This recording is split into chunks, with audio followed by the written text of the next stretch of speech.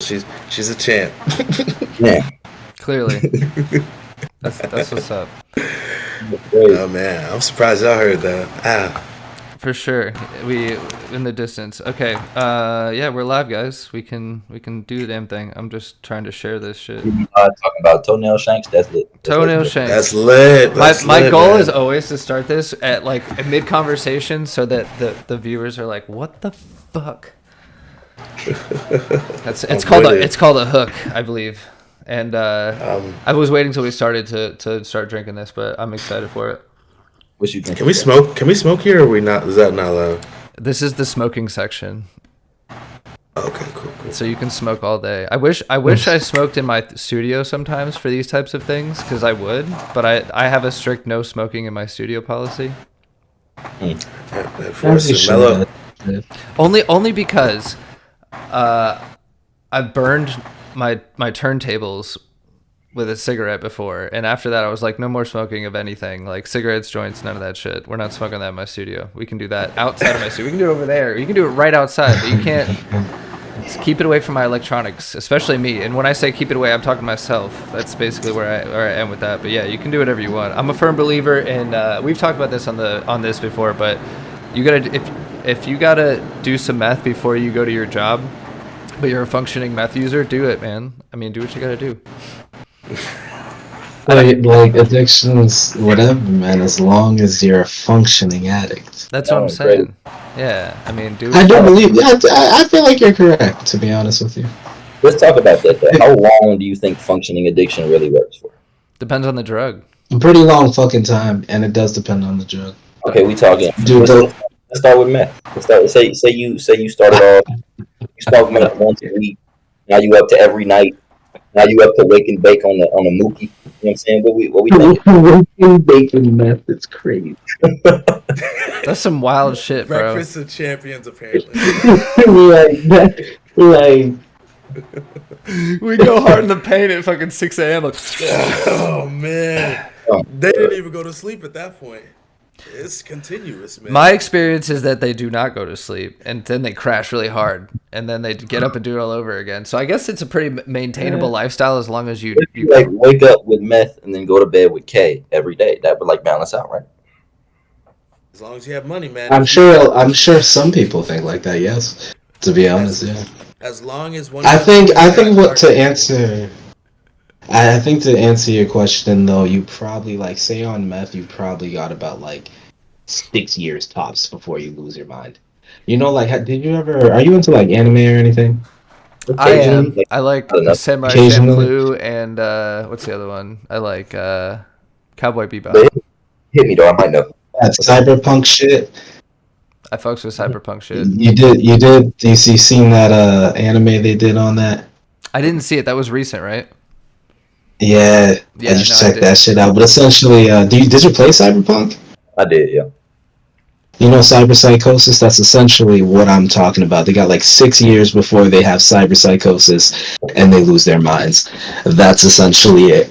I feel like that's giving it too long, though, bro. Like, if you really just think about it, like, I'm sober now, but I used to, you know what I'm saying? I roll up, smoke. As soon as I'm not high anymore, I eat and smoke again. I smoke again before I go do something. I smoke before I go to bed. They're like, that used to be the lifestyle. Can we clarify that you're talking about weed and not... Yes. No. Okay, all right. Thank you for clarifying that. That segue was like, damn, dude, you're eating on meth? You got an appetite. Good for you. Wow. You got an appetite is crazy. But no, I'm saying if you doing that on the mookie, I feel like it's less time. I don't think 6 years is like, I think it's closer to 2, bro, if I'm being honest. Well, hear me out. I have this friend, right? I'm not going to name him, but I have this friend. Who is exactly as we would call a functioning addict. Okay. 100%. And he once told me years into his addict, trip, he does like all kinds of drugs, man. It's really like, it's fucked. But he was like, yeah, man, meth isn't that bad, bro. I've been doing meth for like a couple years now. It's not that bad. I mean, that's inspiring. And he said that honestly, like genuinely, like we were talking about fucking bud or something, bro. And like the look in his eye, he doesn't lie, bro. He ain't kidding, bro. They really do burn meth here and there, man. A couple days a week, they're doing cocaine to stay awake during their shifts. They're working all the time, so I mean, You ever had shit, that I guess. situation, but like the person telling you that is currently rolling the blunt that everybody finna smoke? Oof. I mean, I know what you mean. yeah, see, there you go. Oh, Yeah, I dabble with a little coke here and there, and then like rolling up like, oh, okay.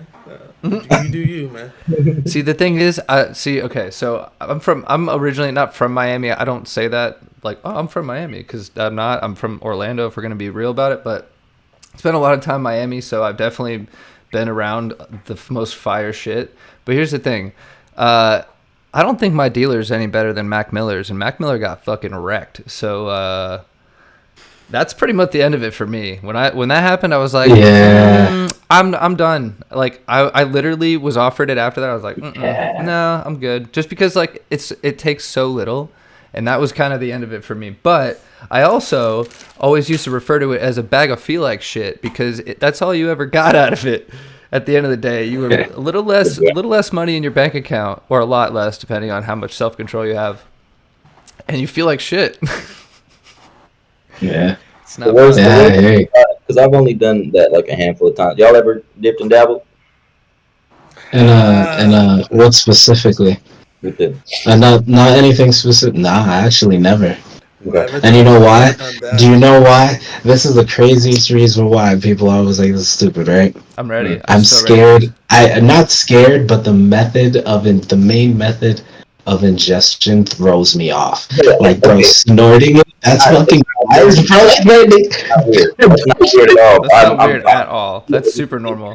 It's I know it's It's not weird. It's not weird to think it's odd, bro. I was the exact same way. Like I was like, there's no fucking way I'm finna like shit, bro. Never. Yeah, that it's just it's off-putting. It's off-putting, man. definitely Weed and shrooms, man. Weed and shrooms. Ooh, Ain't gonna see, go no that's- higher.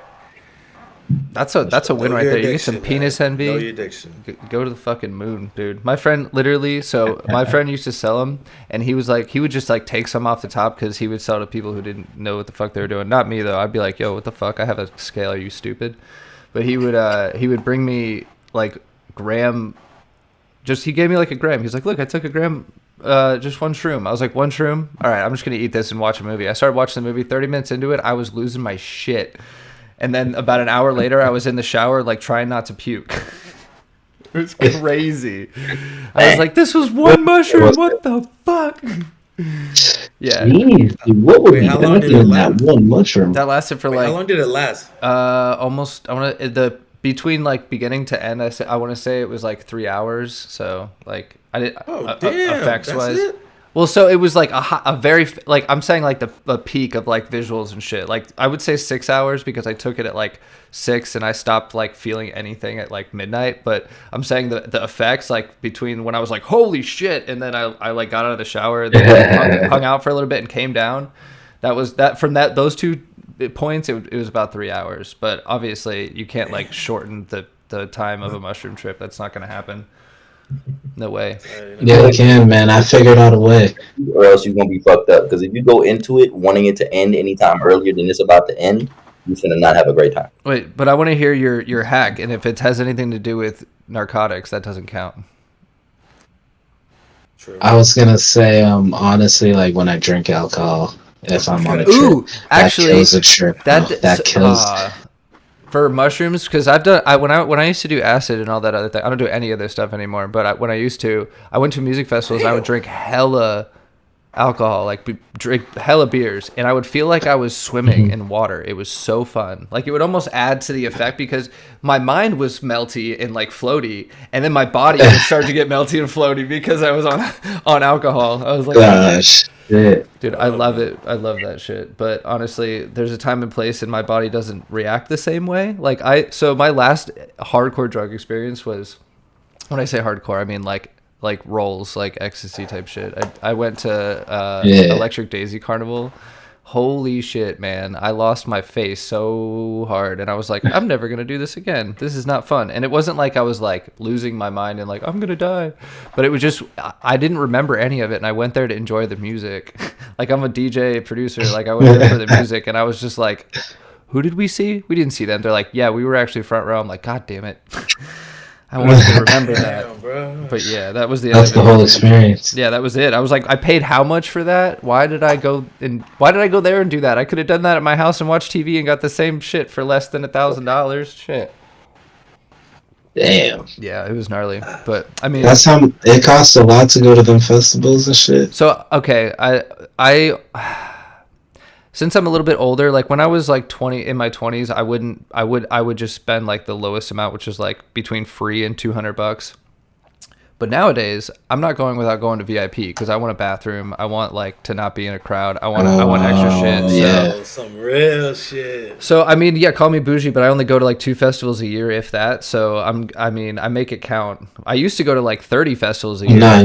That's When I used to go to 30 festivals a year, I was roughing it, man. And one year I went to Bonnaroo, Voodoo, which is in New Orleans, Coachella, Ultra in Miami, and then there was like Counterpoint Music Festival in Atlanta. But yeah, I used to do the whole festival circuit. It was really fun, but it's exhausting. Just like tour is. Yeah. So to transition, now that I have a good segue, welcome Manny B, MellowGod. Thanks for being on the show. I wanted to first say that, and thanks for submitting your music. I legit when we obviously you saw the reaction, but when we first saw your music, I was like, bro, I got to hear more about it, because y'all have a chemistry that I think is not just unique, but I think that is synergistic. So you bring new energy, because I remember hearing you, Manny B, by yourself, and I haven't been able to, or I haven't had the time to listen to Mellow by yourself. If you have tracks, I'd love to hear them, but just hearing the difference between when it was just Manny and then bringing Mellow together, it was just like, whoa, like it was another level. So I kind of want to hear your story. Like, where did you guys meet? Like, where did you guys start your music journeys and all that? Where did we meet? Where did we? Did we meet at the park? Park, most likely.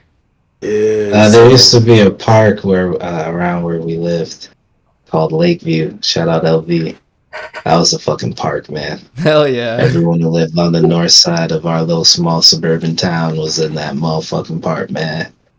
And the age range is actually the most unique part about it, because it wasn't on no weird shit. When I say like, it would be niggas from like 6th, 7th grade all the way to like grown adults, all cooling together, Just smoking chilling. weed. I know it's weird, bro. It's Playing not basketball, weird. But like, weed, yo, it was harmony. It was I utopia. fucks with for that. the That's what we live outcasts, for. bro. That's what we live for. Hell yeah, it was like peace and eat. I'm 35, but I lived for that like as a kid, though. You know? Yeah. So, Yeah, and I'm pretty sure like just playing basketball there ran into Manny. It became cool there because, you know what I mean, I live near. as weird as it sounds, like he literally lived like less than a block away from my house, and I never noticed it until we were probably in our 20s. Shit. Yeah, Well, the ironic part is I lived somewhere else a little further down the street at first. So it was a surprise. I didn't have to tell anybody I moved because it never felt like I moved. It's real. That's awesome. It's real. And just click from there. I don't know, man, but like I don't know. After that, you've been always making music. You've been going on 10 years long. Yeah. So are you the I'll be producer? over Did it. you make that track, Mellow? I did not produce that track. Manny barely let me finish mixing the motherfucking thing. Hey. Deadlines, sir. Deadlines. Nigga ain't never gave me a deadline, nothing. He just surprised me. Yo, I dropped our song. I'm like, alright, nigga, I could have gave you a master, so I could have EQ'd a bit, Raw, nigga. bro. Like, It's damn. raw. It's My raw. apologies. My apology. And to keep it fair, that wasn't even the original beat, yeah. And you remember that too. Ah, shit, that's true too. There was I feel you on that though. With the bro, I be having homies that'll drop like a cipher, like because I got a studio at the crib. Sometimes people be over, like 4 or 5 people on a song. Everybody got the song. The song is out now because one of them decided to put that shit out. Air conditioner in the back and shit. You can hear people chewing gum and stuff. I'm like, bro, there's a few songs like It's that. like, that give ain't me a getting released yet. chance, bro. right? Like, what we doing? I don't want my name on this no more. Like, what we doing? Oh no, his name's gonna But be fair straight. enough, like the good thing about like working with Manny, we known each other for so long that we just be doing shit, bro. Like me and a couple other buddies got a studio over in Medford, Massachusetts, and Manny ended up hitting me up like 7 months into our tenure there, maybe even earlier, and was just like, "Yeah, I just want to make some shit." And he just comes through with these beats, and they're like beats that only people that, when he asks me to get on a track, like only people that know me for really long would ever think I would get on beats like that. Because I haven't, like, I know you haven't had time to like dive into my music, but I haven't rapped like that in years, bro. Like, That's awesome. like years. Like I don't. So even like other people hearing that, they're like, "What the fuck?" Because like only really like the last 2-3 years, my shit been circulating out here. So So wait, it's are just great, you you know what I are mean? you more of like a beat maker or like a producer or like a Nah. rapper? Renaissance I mean, man. yes, Renaissance both. man. This man. Both. Okay. Hold on, let me so get you've this always up. I want to hear this. So basically, okay. when I first found out that he had a studio spot, I hit him up. The prices were affordable, so that's the best part about it. That's, you got that, and just the comfortability of like you have a good friend in there who's already just like, he can clear the room out if there's too many people for you. He can leave people in if you want more of a vibe. You don't get that many options from like engineers. So once we started clicking, like, So wait, I had to get better. You were hiring him for studio time, or you were like selling him studio time, basically, Mellow? Like that's how you guys started working together with music? Yeah, because Yes, sir. basically, I'm supporting a black business. Yeah. All right. Boy, right Fucks now, with that. he working hard, and he makes me work harder too. Because like the stuff that he creates is like crazy, like out of this mind, and just like I have to go in there with just like better stuff that I created the first time. Because like he a fucking renaissance man. He can mix. He also makes his own beats. Dude, didn't you mix and master? Oh no, you mixed and produced your own mixtape album last time too. So it's like, and the EP too. So it's like, Shit. EP, I had help from my boy Bobby. Bobby produced fine. two tracks. So he just he the renaissance man. That's sick, dude. You said so. You've been at it for 10 years. You've been like doing this whole thing. yeah, genuinely. To be real with you, most of those years were spent like, what else? I think about it like all the time. Like now that I'm older, like what the fuck else would I have done? Like with my spare time, like it's like there's two main activities that I enjoy in my life, and that's creating music all the way from scratch, like your whole own thing, and playing video games. And I could do the two interchangeably from the same place.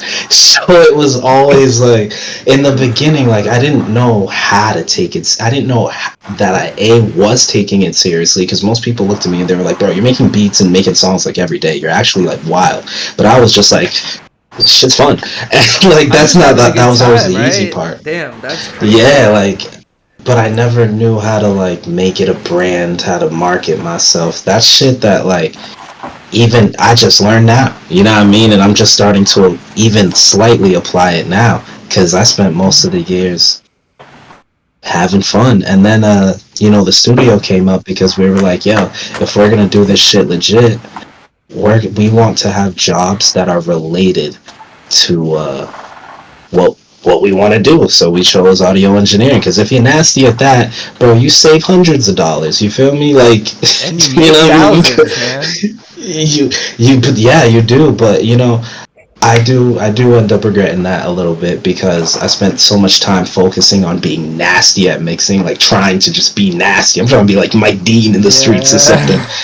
That like I fucking forgot about making music in general. It became a job. It became a, and now I'm getting back into like, bruh, I engineer now only for music that I like, A, and B can make a difference in.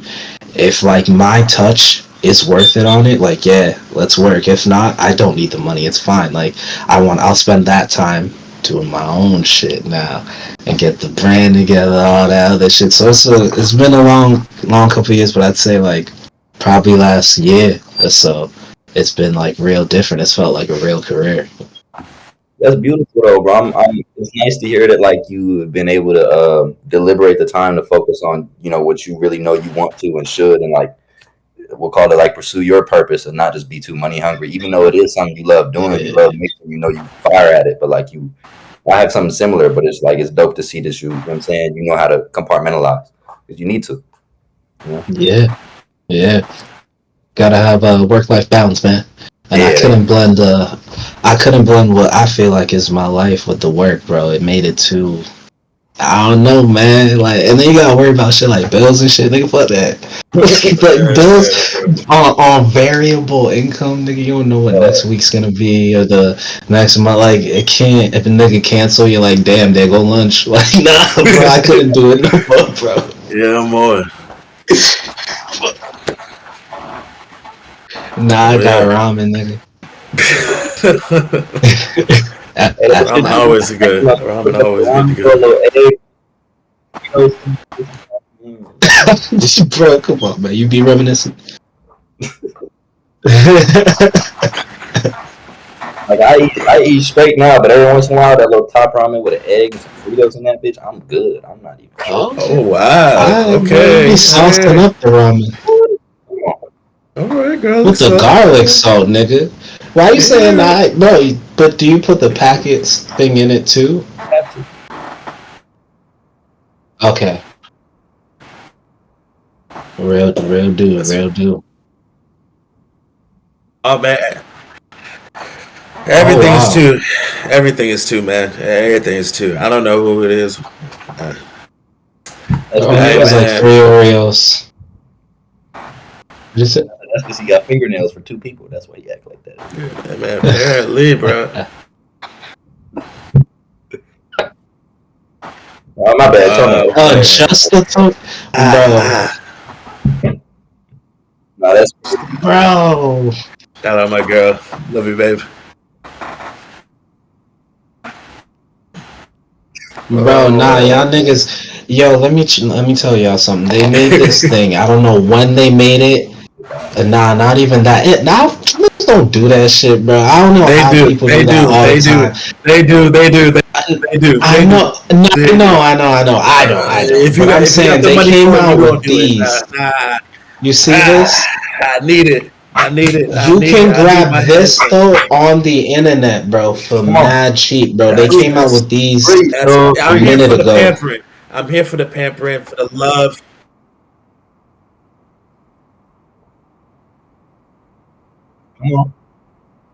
And you don't use either of them? Any of them? Okay. Man, fuck that. I know what you mean. Manicures, we doing skincare. Fuck all that. Okay. Alright. Yeah, we do. I'm not that deep into my career. I'm not that deep into Black Don't Crack. I ain't got nothing. I ain't got no skin routine. Nothing. Well, I'm Puerto Rican and white. We quick to wrinkle, dog. I gotta take care of this motherfucker. Oh shit! Yeah. I'm in the sun every day, but it's a wrap. I let myself get to 28. I'm fucked up if I don't take care of my shit. You feel me? Yeah. That's fair.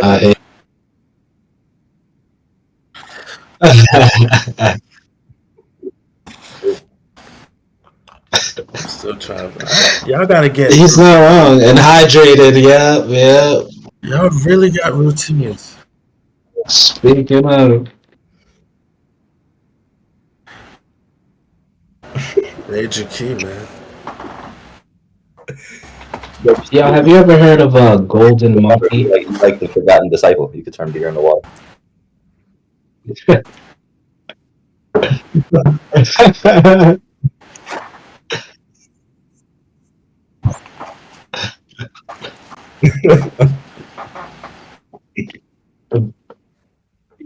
Dang. Always need that beer. Everybody hates it. It makes you drive home too.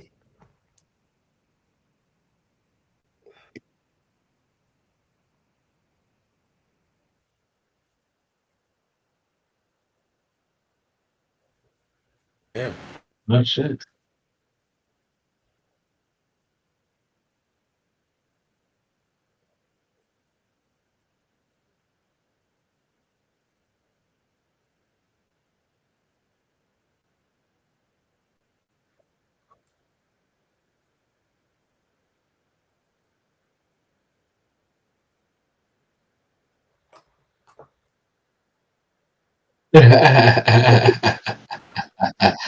Hey,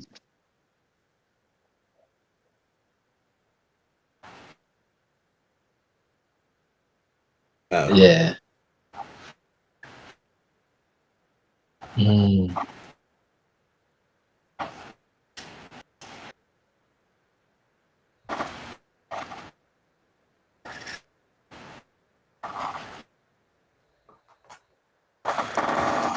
Sometimes it All feels people right. that say you don't have to do that. That's wonderful.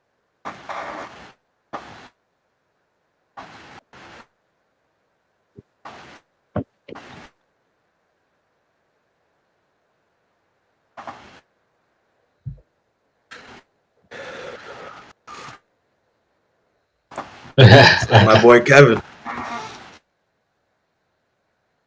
Alright, I challenge you to swear off alcohol for the rest of your life. Yeah, nah. How about the rest That of the would month? definitely be worth it. You would rest probably of- add about like Nah, 3 no, the years, rest of the 4 or month, the 5 rest of the years month. to your life. I've already tried, gang. Like he's not like just give him time, bro. He'll be okay. I know, I'm just playing. I'm just playing. No, Ain't nobody quit forever. What? Yeah. I know he's right. He's really right. He's right. Yeah, and then weed would be the second one. Video games would be second, then weed. What's wrong with you? Why are you putting video games in this? Of all things. Don't sit What did here they and do to you? don't sit here and cap like that's not a little. You know what I'm saying? That's not as bad, but that's a little addiction too. Video games? Hell yeah. Okay, alright. Gunplay once said it was an addiction. He said it was harder to give up Call of Duty than cocaine. Come on. It's true, Really? bro. Because I gave up Call of Duty pretty fucking fast, I ain't gonna lie to you. Was it because you were trash or was it because you were nice? No, it's because I got good and then I started getting put in these lobbies with them dudes with them CDL skins and I was like, I can't live like this anymore. Just getting clapped on. I was like, nah, dude, I'm moving on with my life, bro.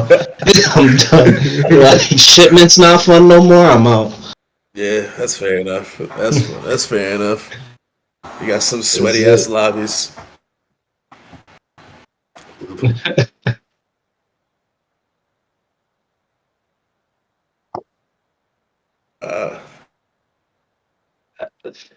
I'll drop, I got you. Oh man, can I get guapanese? Nah, not Guapanese, my friend. That's fair.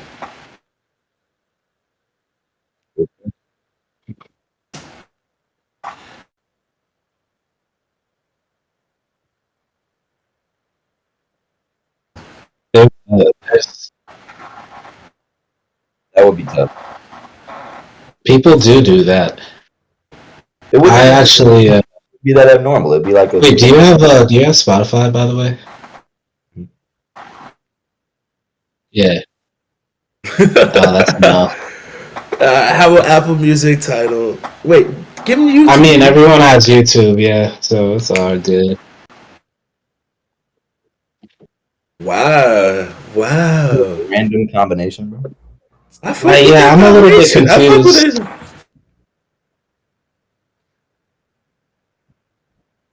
Fair. That must feel cool, actually.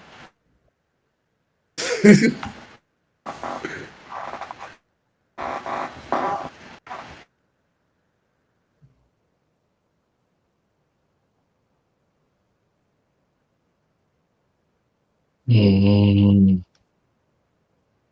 How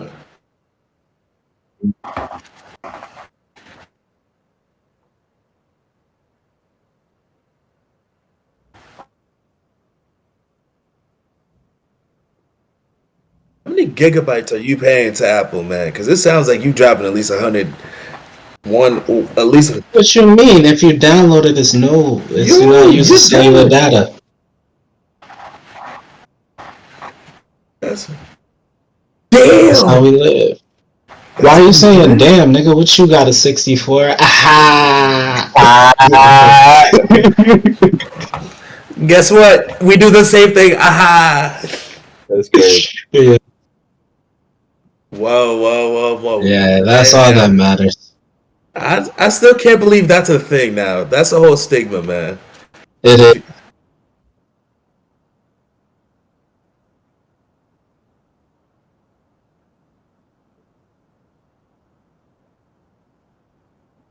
Apple has taken so much of our money, guys. That's true. Government. Yeah, I could see a list forming in your head that was long as fuck. My man said, "You know what else? You know who else is robbing me?" It's like,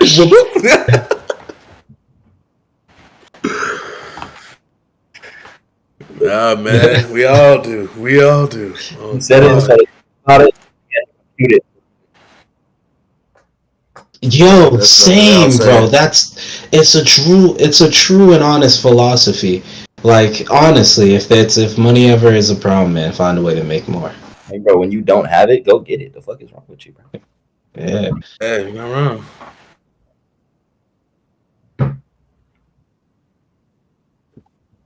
definitely.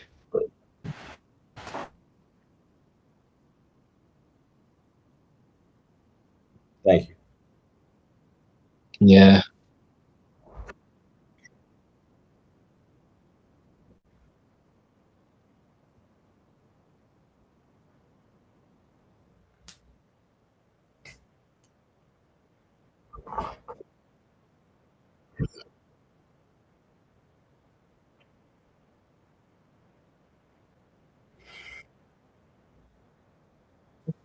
Damn.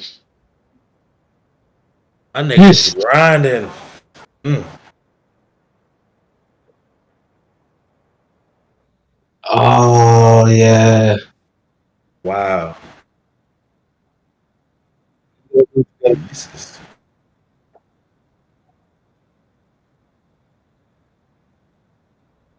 Yeah. Paying Sally Mae like this, Even grind? that, like, What the hell is this? You paying Sally Mae with this grind? My man over here got 4 jobs, man. Who you paying back like this? Damn. Fair. Fair.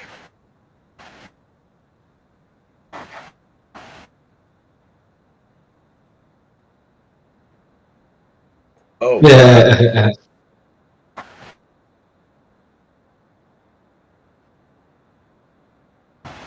That's real.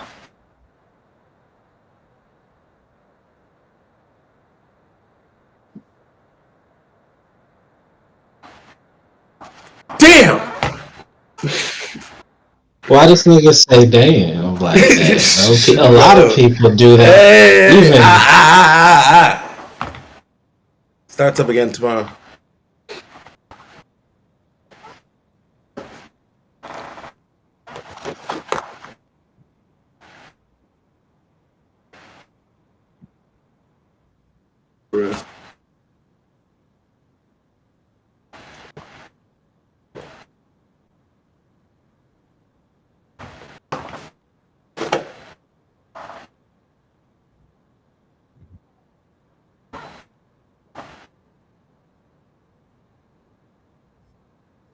like a mutual fund. Yeah.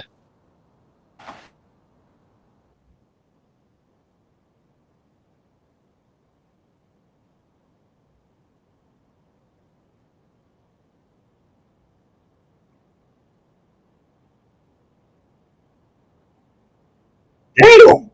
That's what I'm gonna say. Damn, too. That was enough for 4 years, bro.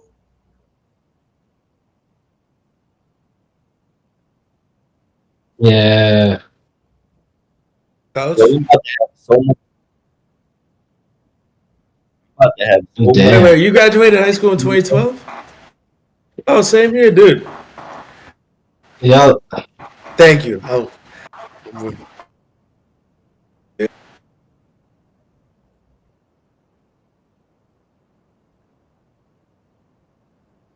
All right, good shit, good shit. 2 snaps to that, B. Good shit.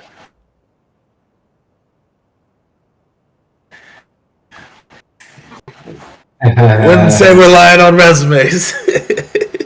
Fuck that. I'm embellishing. I don't care.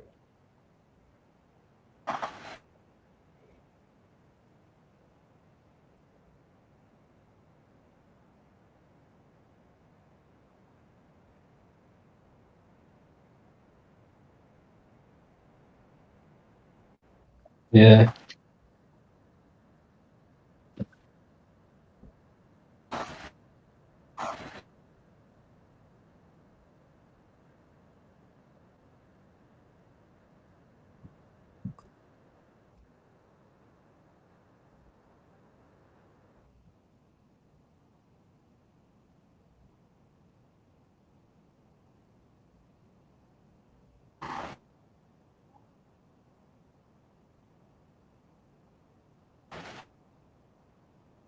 Better get some friends.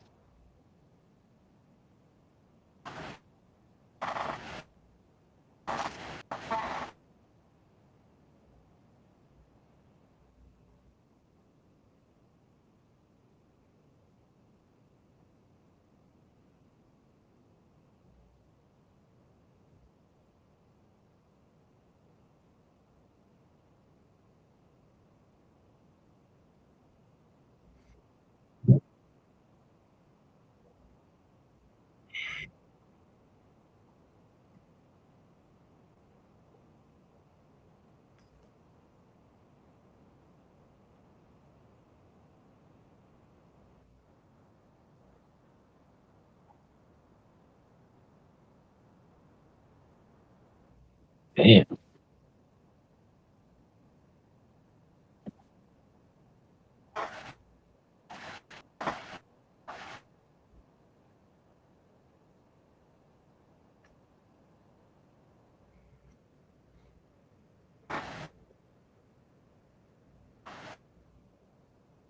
Oh God.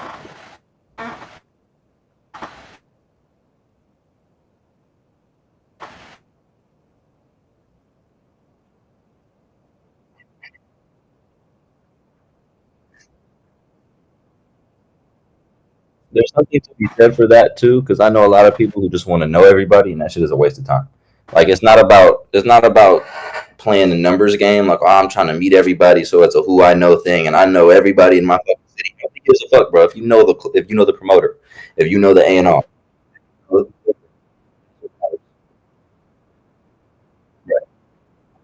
I actually disagree with that. I think knowing everybody, They're crazy. I think the strategy of knowing everybody gets you way motherfucking further. And in the sense of this, like, no matter how stupid, annoying, useless, or anything, right? I have always been friends with like pretty much anybody I meet. It really varies, and everyone has a use in the strangest, oddest of ways. You never fucking know how somebody helps you, or even this, like, not even to sound like a nut, but when someone like the government agencies and all those other people are looking for somebody, right? You're only up to 3 times removed from somebody before you're not in their circle. Meaning, I know Manny, right? And Manny knows you two. That's how the fuck I'm here. I'm only twice removed from you guys. And they're saying it's up to 3, so I know Manny knows you guys, and you guys might know that booking agent that you speak of right over there. And Holy now shit. all of this, I just made the connection right here with these two. Now, this is how, like, FBIs and all this shit, this is how they get it. Like, they're looking at, like, you're only 3 times removed. Who do I start with? Just be their friends. Now I met with the next person. I'm there. Now they're in my circle. Now I'm 1 away from that booking agent that you know. Wow. Okay. Fuck yeah. That's dude. You feel me? So everybody got a fucking uncle. Okay. Everybody got a fucking Devil's cousin advocate. or a friend Devil's or somebody. You know what I mean? No, but I'm with you. But I want to play devil's advocate. Okay. But there's only so much time in the day. So like, how do you give time to those people that? Because once you get to a certain level, there's no way that you have time for everybody. No way, because people are always going to be pulling for your time. This is what's great. I ain't got no level. So the amount of time never has mattered in any of my relationships, but the time spent has mattered. Meaning, even if all these motherfuckers, like, the best way I can explain it, like, I don't have many followers, right? I'm only at like 1,080. I know every one of those motherfuckers in real life. I've like met like every one of those motherfuckers, barring like 100. Know me in real life, and when I'm like posting stuff and engaging, I can't answer everybody because again, it's like it feels a little more personal because I've met these people and gotten their Instagrams, and I sometimes comment on stories that I see. Always when the closest I got is when I first meet you. I got about a week of engaging with you, and I'm just like, you know what I mean, of like people who aren't in music and stuff that aren't coming around, just regular people, but they always engage weeks after that, months after that. Something's funny, I get a haha, somebody comments on a debate I might post. It's been like I have attentions of people who might not even pay attention to the music I'm dropping. I still garner that attention. I still have those connections in the circle because why? That time they spent with me, I cracked about 5-10 jokes in that motherfucker and had niggas laughing. It was a good time. That 6 minutes when they think of when you're like, yo, you know Mellow, they're like, yeah, I fuck with Mellow, that nigga cool. Like, you remember instantly. It was a good vibe, a good energy. You given that short amount of time. It's not just high and by. It's not just like, how was your day, what you doing. It's like, yo, engaging on some high energy, good conversations. If you run around like an intellectual person, you got like a truly like normal intellectual person. I'd be playing the regular game of what's your favorite motherfucking snack, and they're just happy to engage in a not like a confrontational. I have to ask combo. you a question. Do you read? You have to read? I do. Okay, there's no way that you think like this and don't fucking read books because that shit is so funny. Like, that's why I just couldn't hold it together anymore, bro. God, that is so. That is so. It's like that. Not that you blew my mind with the concept, but you blew my mind because like you're so right. You're so right. It's the quality of time. It's not the amount of time. It's not how much time you have. It's the quality of time that you're spending with these people. And I wanna play second devil's advocate and see if I can make a point right here. Okay, I'm ready. Okay, so I think I definitely 100% used to operate my life exactly like how Mello was talking about, and people remembered me in that way.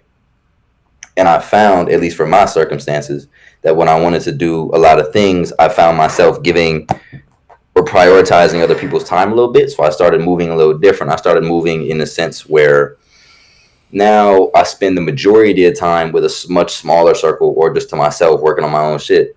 So my time is looked at more like if I hit you up, it's almost like it holds more weight. Like, because I don't pop out and I don't do this. Yeah. And I leave the function and I don't go to the studio with 12 motherfuckers for 12 hours and I'm not here for the bitches. I'm not here for the drink. So when I hit you, wait on the bitches. That's great. Nope. I got a girl. Cuff life. But I'm saying like it's nothing really entice me unless it's some shit I see myself benefiting from. You know what I'm saying? Like, and not on no selfish shit, but it's like we all got to have some sort of benefit here. It can't just be like we out to bullshit, you know? So that like shrinks down the amount of times I'm fucking with people. And then when people hit me or I hit people, it's like it what's the word? It's a rare occasion. I think I agree with that. But it doesn't counter my point in the sense of, again, these people after about a week of engaging 1, 2, 3 times, like it's not like I'm hitting them back. A lot of people like even know me for like I cannot hit back all these texts. I cannot hit back all these Instagrams. I got niggas trying to book sessions. Niggas trying to smoke and chill. Niggas trying to get bit to the bit. Like I got all this shit going on. Got work going on. All this shit going on. I just don't be answering anybody or spending any time on them. And usually it's like it's all about the IRL again, like that time spent IRL when I first met you, that good first impression, or if I run into you, or if you come out to the events we see, that's the time where it matters to me. Because again, if I hit these people up, bro, it'd be like shocking to me sometimes. Like one time I tried to get a Six Flags trip going. Unfortunately, it rained that day. 32 people. I don't fucking know like 22 of them. I chill with like the same 3 niggas every day, or just myself. He invited everybody. Everybody, bro. He put it up on a post. There was a damn Google Docs probably on its way out. Yo, wait. Can I just say people like all over are just like, yeah, let's chill with this nigga. It's like it's insane to me how many strangers it was versus like strangers in the sense I met him once, seen me once. Like it was just insane to me. Like yo, and this isn't a show or a rap show, but niggas are down to go to Six Flags with a nigga. Yeah, you know what I mean. That time was chill, good. So.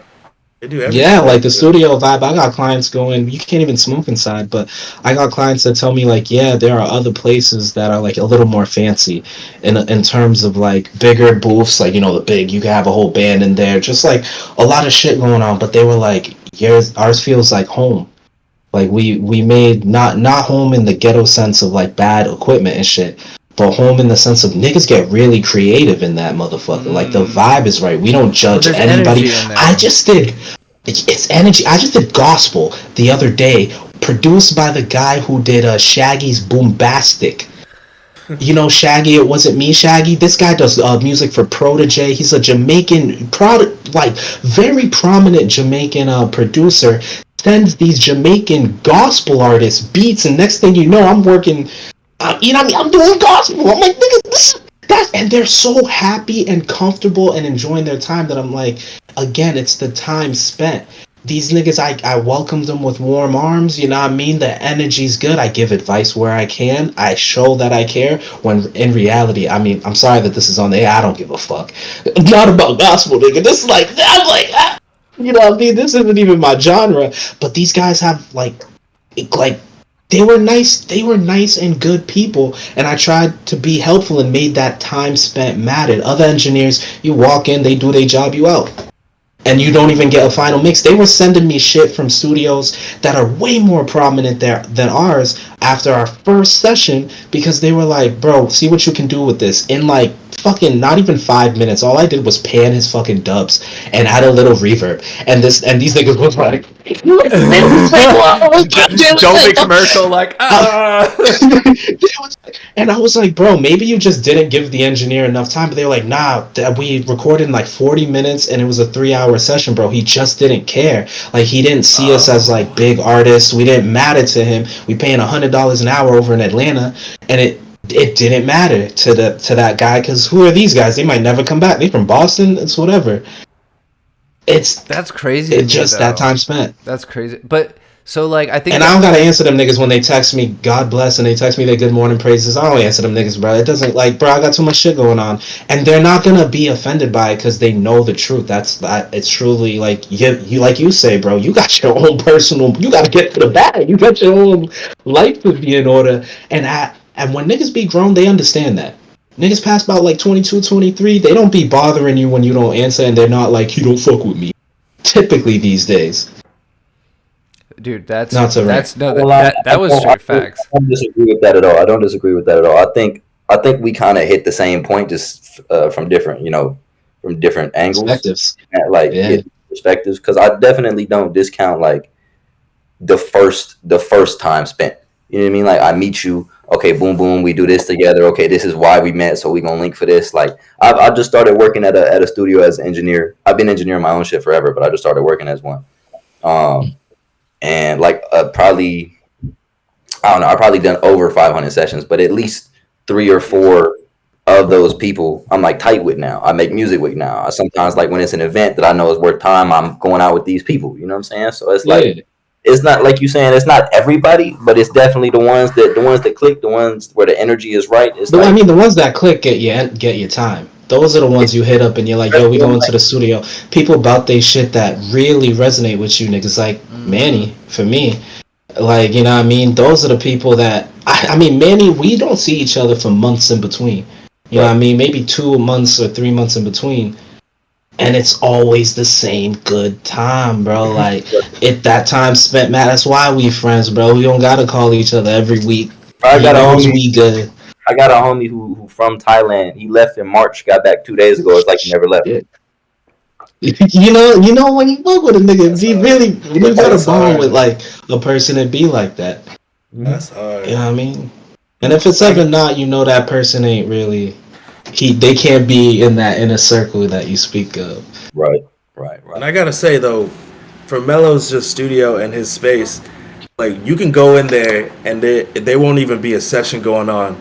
They're just people making music. There'll be people making jokes, playing UFC, and it's just like everybody's And 2K. relaxing. And 2K, be quiet over there, bro.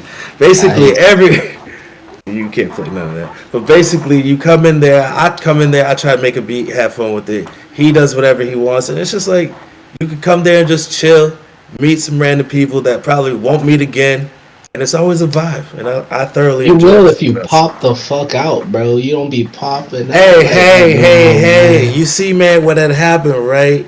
The way my bank account is set up, I got a fucking checking in a savings, dog. That's what I'm saying. I'll be outside more in 2024. I promise. I don't wanna sound like, you know what I mean, like I have all the answers, but like the whole path that niggas have forged as an artist, at least for me, is based on who I know. It actually is. Even in the beginning of the studio, we had about $19, but we had skill. We could make a shitty setup sound pretty damn decent. Not great, not ready at the time, but like decent, and people were fucking with us. But we didn't have no marketing. Who the fuck is their client base? How do you get leads? You didn't know none of that shit. It was all who we knew. We had clients paying our entire bills, our upgrades and equipment. Because we just knew these bitches, bro. We just knew how we even know. I don't even fucking know anymore. How many people know my name at times? And it's like it's IRL. You know when you're. I'm not saying like it's all. I'm like holistic, trying to be like a good person all the motherfucking time. But I know that like there's a lot of genuine bond with the few and the proud fucking with me as fans and as a friend and as an artist. Like. All of those categories are all based off of one energy of just, I appreciate everybody. And I like, again, I don't answer for a minute, but I might get to answer once, like 5 weeks later, you know what I mean? I gotta like... when you send it through, that be smacking, like... You know what I mean? And they get happy. People are like, I feel like because of that energy that I put out, man, it's very rare I have a problem with anybody, and that's when I say everybody got their use. Security guards I've gotten just off hood niggas I just met. Hood niggas that I be like, bro, I can't believe we're friends. You know what I mean? Like it doesn't seem right. But like, bro, like good studio sessions. Dude, those studio sessions. I mean, I had the police bust in one time, and I'm working with these trapping ass dudes. I'd be like, right? hey, come here, hold up, let me get this on. Can you get in the booth for a second, homie? Nah, it was crazy, dude. They just came in because they saw the door propped open, and they were like, oh, we gotta make sure there's not a problem. Oh, this is a studio, and we played them a song. The song we were working on.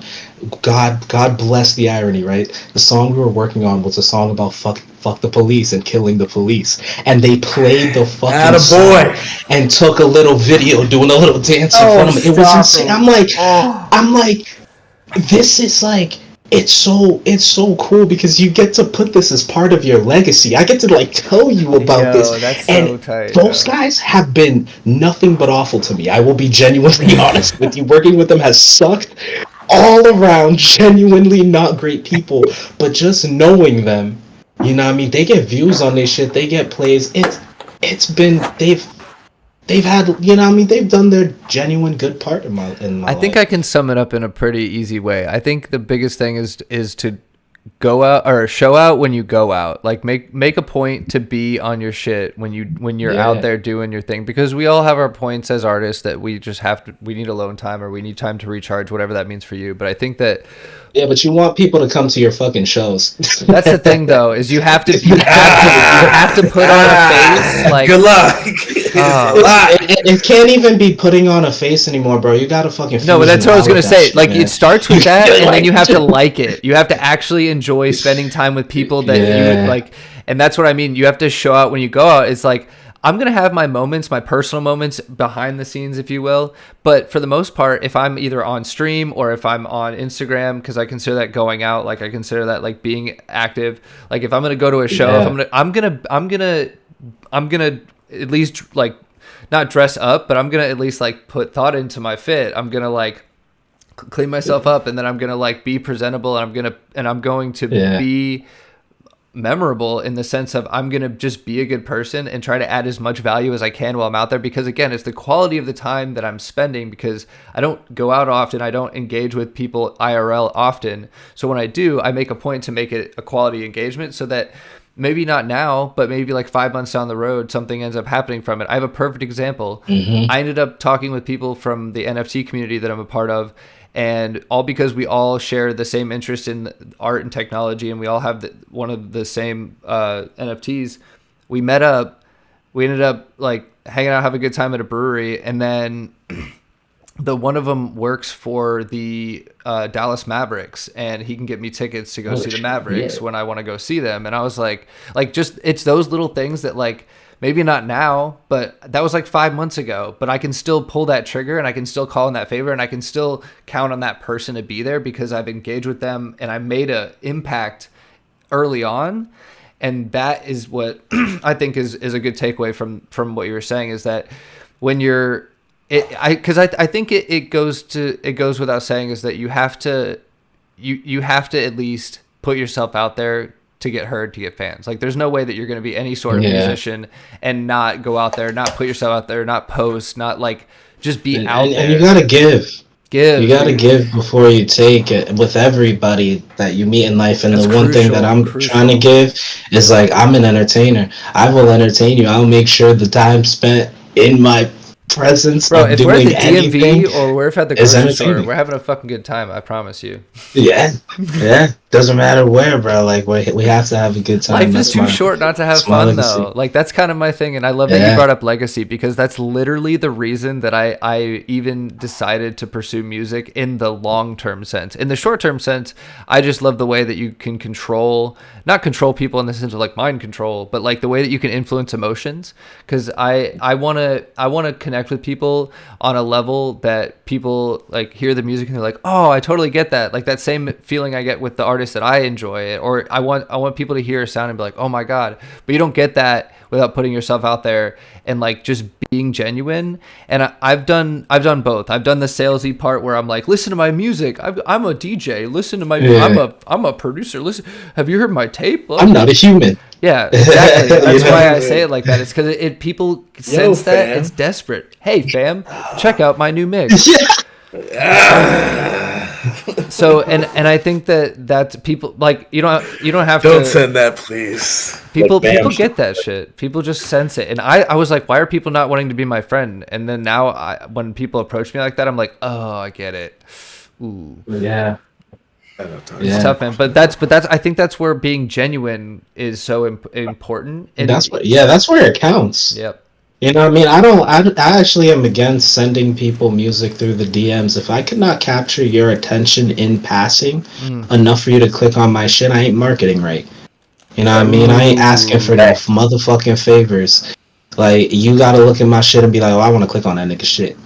You know what I mean? I cringe when people send me shit in the DMs that I didn't ask for before we've built anything. Yeah. Like if that's our first message, I'm not saying like when I've said yo what up and they're like, oh, like if they share my shit and we like go back and forth and we like have a connection, like send me your shit, I'll listen to it, whatever. But if that's the only thing you've said to me, like bro, people I met one time, we're not doing that. Like, comment, share. They won't even hit me with the hey fam. I'm like, I didn't even get a hey fam. I just got like, comment, share. Because the hey fam that's just crazy. Help me out, bro. Like what? It's people being too direct with how they trying to use you. I'd be responding like, I don't take orders, bro. I'm sorry. I like to post in the DM, but I won't like they shit on the feed though. It's engagement, fam. I'd be better at communication. Slowly getting better at All right, that. I'm gonna hard segue here just because I think it's a good one. What's your favorite candy or sweet? The Nerds gummies with the little The ropes or the balls? both of them. Though. I can't pick. All right, That's fair. That's fair. I fucks with that.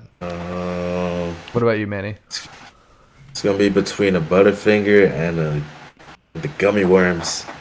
Can't have Butterfingers because my girl's allergic to peanut butter, so it's all good though. It's all good. Wait, but butter? Yeah, I haven't had it. I want it all. The dentist is getting their money's worth when I pull up. Oh yeah, man. After I have me a good Butterfinger, it's all good. Yeah, you getting a paycheck today. We're using your whole degree today, nigga. It's No, gonna for be a sure, good one. man. I got insurance, bro. Charge to the game. I need to go, Sue. I need to go. Actually, what about you, Mello? What's your favorite candy, nigga? Shit. I don't really even eat candy anymore. See, bro. I knew ain't gonna lie. I knew that was gonna happen. But tell me, you gotta have that. Do you eat ice cream? You gotta eat ice cream, right? I used to, but I ain't gonna lie. Did I forget to ask that question? Are you vegan? Hell no. Fuck no. Fuck no. I did have a vegan girlfriend though, and that did change my mind about a few things. But full vegan is batshit crazy. Motherfuckers is lying to themselves. Yeah. Nah, you got to live in California to be able to maintain that lifestyle. Nah. You gotta be a plant itself to live a vegan.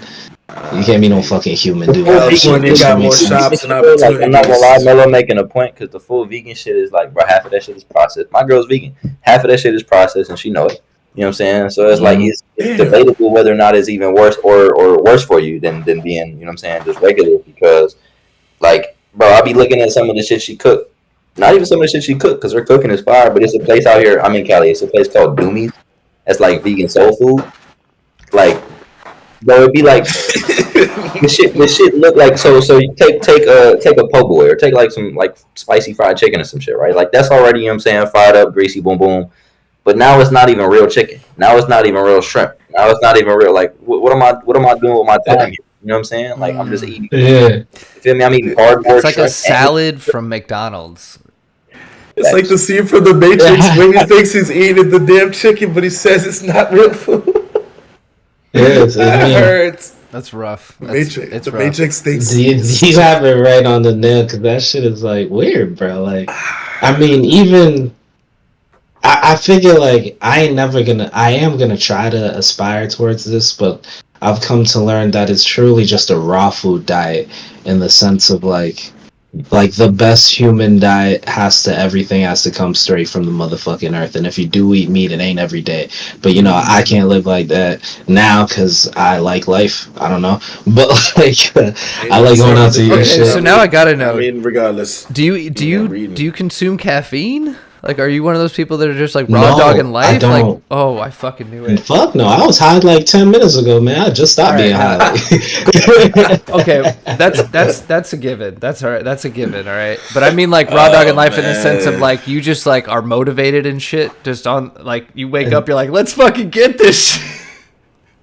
I ain't gonna lie, bro. Do you sleep is the real question. Be like, the fuck is that, bro? I'm fucking like, Bro, nah, that usually means you just straight edge. Like You just wake up like, you don't do nothing. I'm fucking ready. Let's no, do like, this. the way Rooks laughs at the idea of like being happy when you wake up is hilarious to me. I definitely am these days happy when I Bro, wake up. I know 'cause, so like, many people like that. I used to know a dude who used to do like singing bowl and like sound therapy Oh, and shit. shit, nah. And I know he woke up like this. He'd just be like, oh, yeah, fuck yeah, Another let's beautiful get day. it. Exactly, another beautiful day. Let's get this shit. Like fucking energetic as hell. No coffee. Just drinks a glass of water and is ready for the day. And then like Yeah. fasts until fucking lunch. And is like, I just did a mile run and now I'm gonna go fucking do my homework. And I'm like, what? Do you drink I honestly just discovered cold brew. I ain't gonna lie to you. I just discovered it. My wife is a cold brew person. She makes it at home. Nigga, that shit kinda gas. These coffee niggas got one, bro. With this one, bro, I don't know. But you gotta drink it black though. You can't be putting on none of that You know, sweetener. I did at first, and I was like, "This is great." And then I had 4 pumps of the caramel syrup, 3 sugars, and a hazelnut cream. Done. That's a lot. This guy don't eat candy, but he'll drink it. Done. He'll drink it. Oh, I know, right? That's the one thing though about a coffee, bro. Like, if it's pounded in sugar, it is good, but I can't drink that shit all the time. I drink it like never. I just discovered cold brew. I ain't gonna front. Cold brew's really good, man. Cold brew, like if I'm gonna drink coffee, it's definitely gonna be cold brew. But everyone freaks out when I tell them that I drink Mountain Dew in the morning, but it's not real Mountain Dew. Oh, whoa! But yo, what the fuck is going on? It's not real. Yo, wait a minute. Hold up, Wait, it's wait. not real. Yo, Cloudy, get your boy. I learned doing this podcast with my guy here for a little minute. We gotta let him cook. Yeah. He be saying shit like that. You just gotta let him cook. All right, Go ahead. My apologies. My bad. See, that was the reaction that I normally get. But here's the thing: is they make a juice caffeine drink for mornings, and it's called Mountain Dew Energy, and it has like 1 gram of sugar. And I shit you not, I drink them every day. And it's made out of, and instead of sugar, they got like aspartame or something, right? You mean aspartame? No, none of that shit. What they got? Well, instead of sugar, you know they got to replace it with something. So what they replace it with? Juice concentrate. Yeah, get the fuck out of here, bro. What they replace it with, bro? Go look at that fucking I'm doing it right now. What do you think I'm typing for? Oh man, don't Give me 11 seconds. I'm still not over that, man. Mountain Dew, bro. I already knew y'all were gonna be on about that shit. Hold up. Man, on bro, a Kickstarter. That's like equivalent to meth wake and bakes, bro. I ain't Meth gonna wake and bake. I mean, you're not wrong. Wake up with a zing, it's crazy. Yo, Wake man. up with a zing, bro. Look at this shit. Yeah, this is my jam. It's not letting me click on it, but yeah, you get. That's okay, bro. But you get we'll the look you it get the up on our own vibes. terms. You get the vibes. Shit's wild. Oh wait, I hit. They don't got the ingredients. I'm looking They for don't it, need- but I gotta Look it unshare up on your own this. terms. I'm trying to unshare the screen because it's fucking up my whole. Nah, I could look it. I could look it up. It says, Yeah. look, it says we got the juice, 5% juice. All right, that's all it says. I'm dead ass worried. No, that's crazy. We got the juice, 5% juice. You don't even know what fucking kind of juice. Fucking dick juice. You got the 95. anything juice. The 95, B. What else is in this damn thing? Liquid gold, squirrel nut, and cocaine or something. Oh, I'm so fucking Okay. ready. All right, here we go. I got the ingredients list. I'm so ready. You got the recipe? Yeah, here we go. It's white. It's white. Okay, first it's carbonated water is the first ingredient. So we're going in the right direction. White grape juice concentrate, citric acid, and natural and artificial flavors. That's what you get. Yeah, but I actually have it right over here. It says aspartame, and I said no. Aspartame. God damn it. Aspartame is what I said, and that shit gives you cancer. There you go. Bing, Stop bing, bing. Leave them Look it up. alone. It's real shit. They ain't capping, bro. Stop Don't drinking that ruin- shit. You don't could raw ruin dog your life too, bro. You could 100%, bro. You do not need that shit to get up in the morning. I actually promise you, you can get off caffeine. I challenge you to 2 weeks without a fucking Mountain Dew energy in the morning. I 2 can weeks. probably do it, but you got to tell me how I'm supposed to like just be motivated to give a fuck. Yeah. All right, what do you do in the morning? Like, do you have like go to work? Yeah, well, go to work. I like sit where I'm sitting right here, but with a different computer. Hey, same here. Remote work. I ain't gonna cap to you. The first step is not working at your house. Like, separate the two. Get the fuck out. Go to like, a library, go to Panera Bread, go to anything else. Like, just separate that so when you get up, you're not just looking at that shit and being like, nah, don't even, try it for 2 weeks. Say I'm bullshitting. Try it for 2 weeks. Get the fuck out. You can go work at the park. Or I could just work outside. I could just go outside. Yeah, Man. that's what I'm saying. There You you calm it go. down. Go outside. Go to the kitchen. Go. You feel me? Go sit can- on a swing. I think we can just change. Yeah, I think we can shake Wait, it go up. say on the swing set. I think we can You know shake what I'm it saying? up. Chilling. I'm gonna do it in the laundry room. I'm gonna go sit in the den.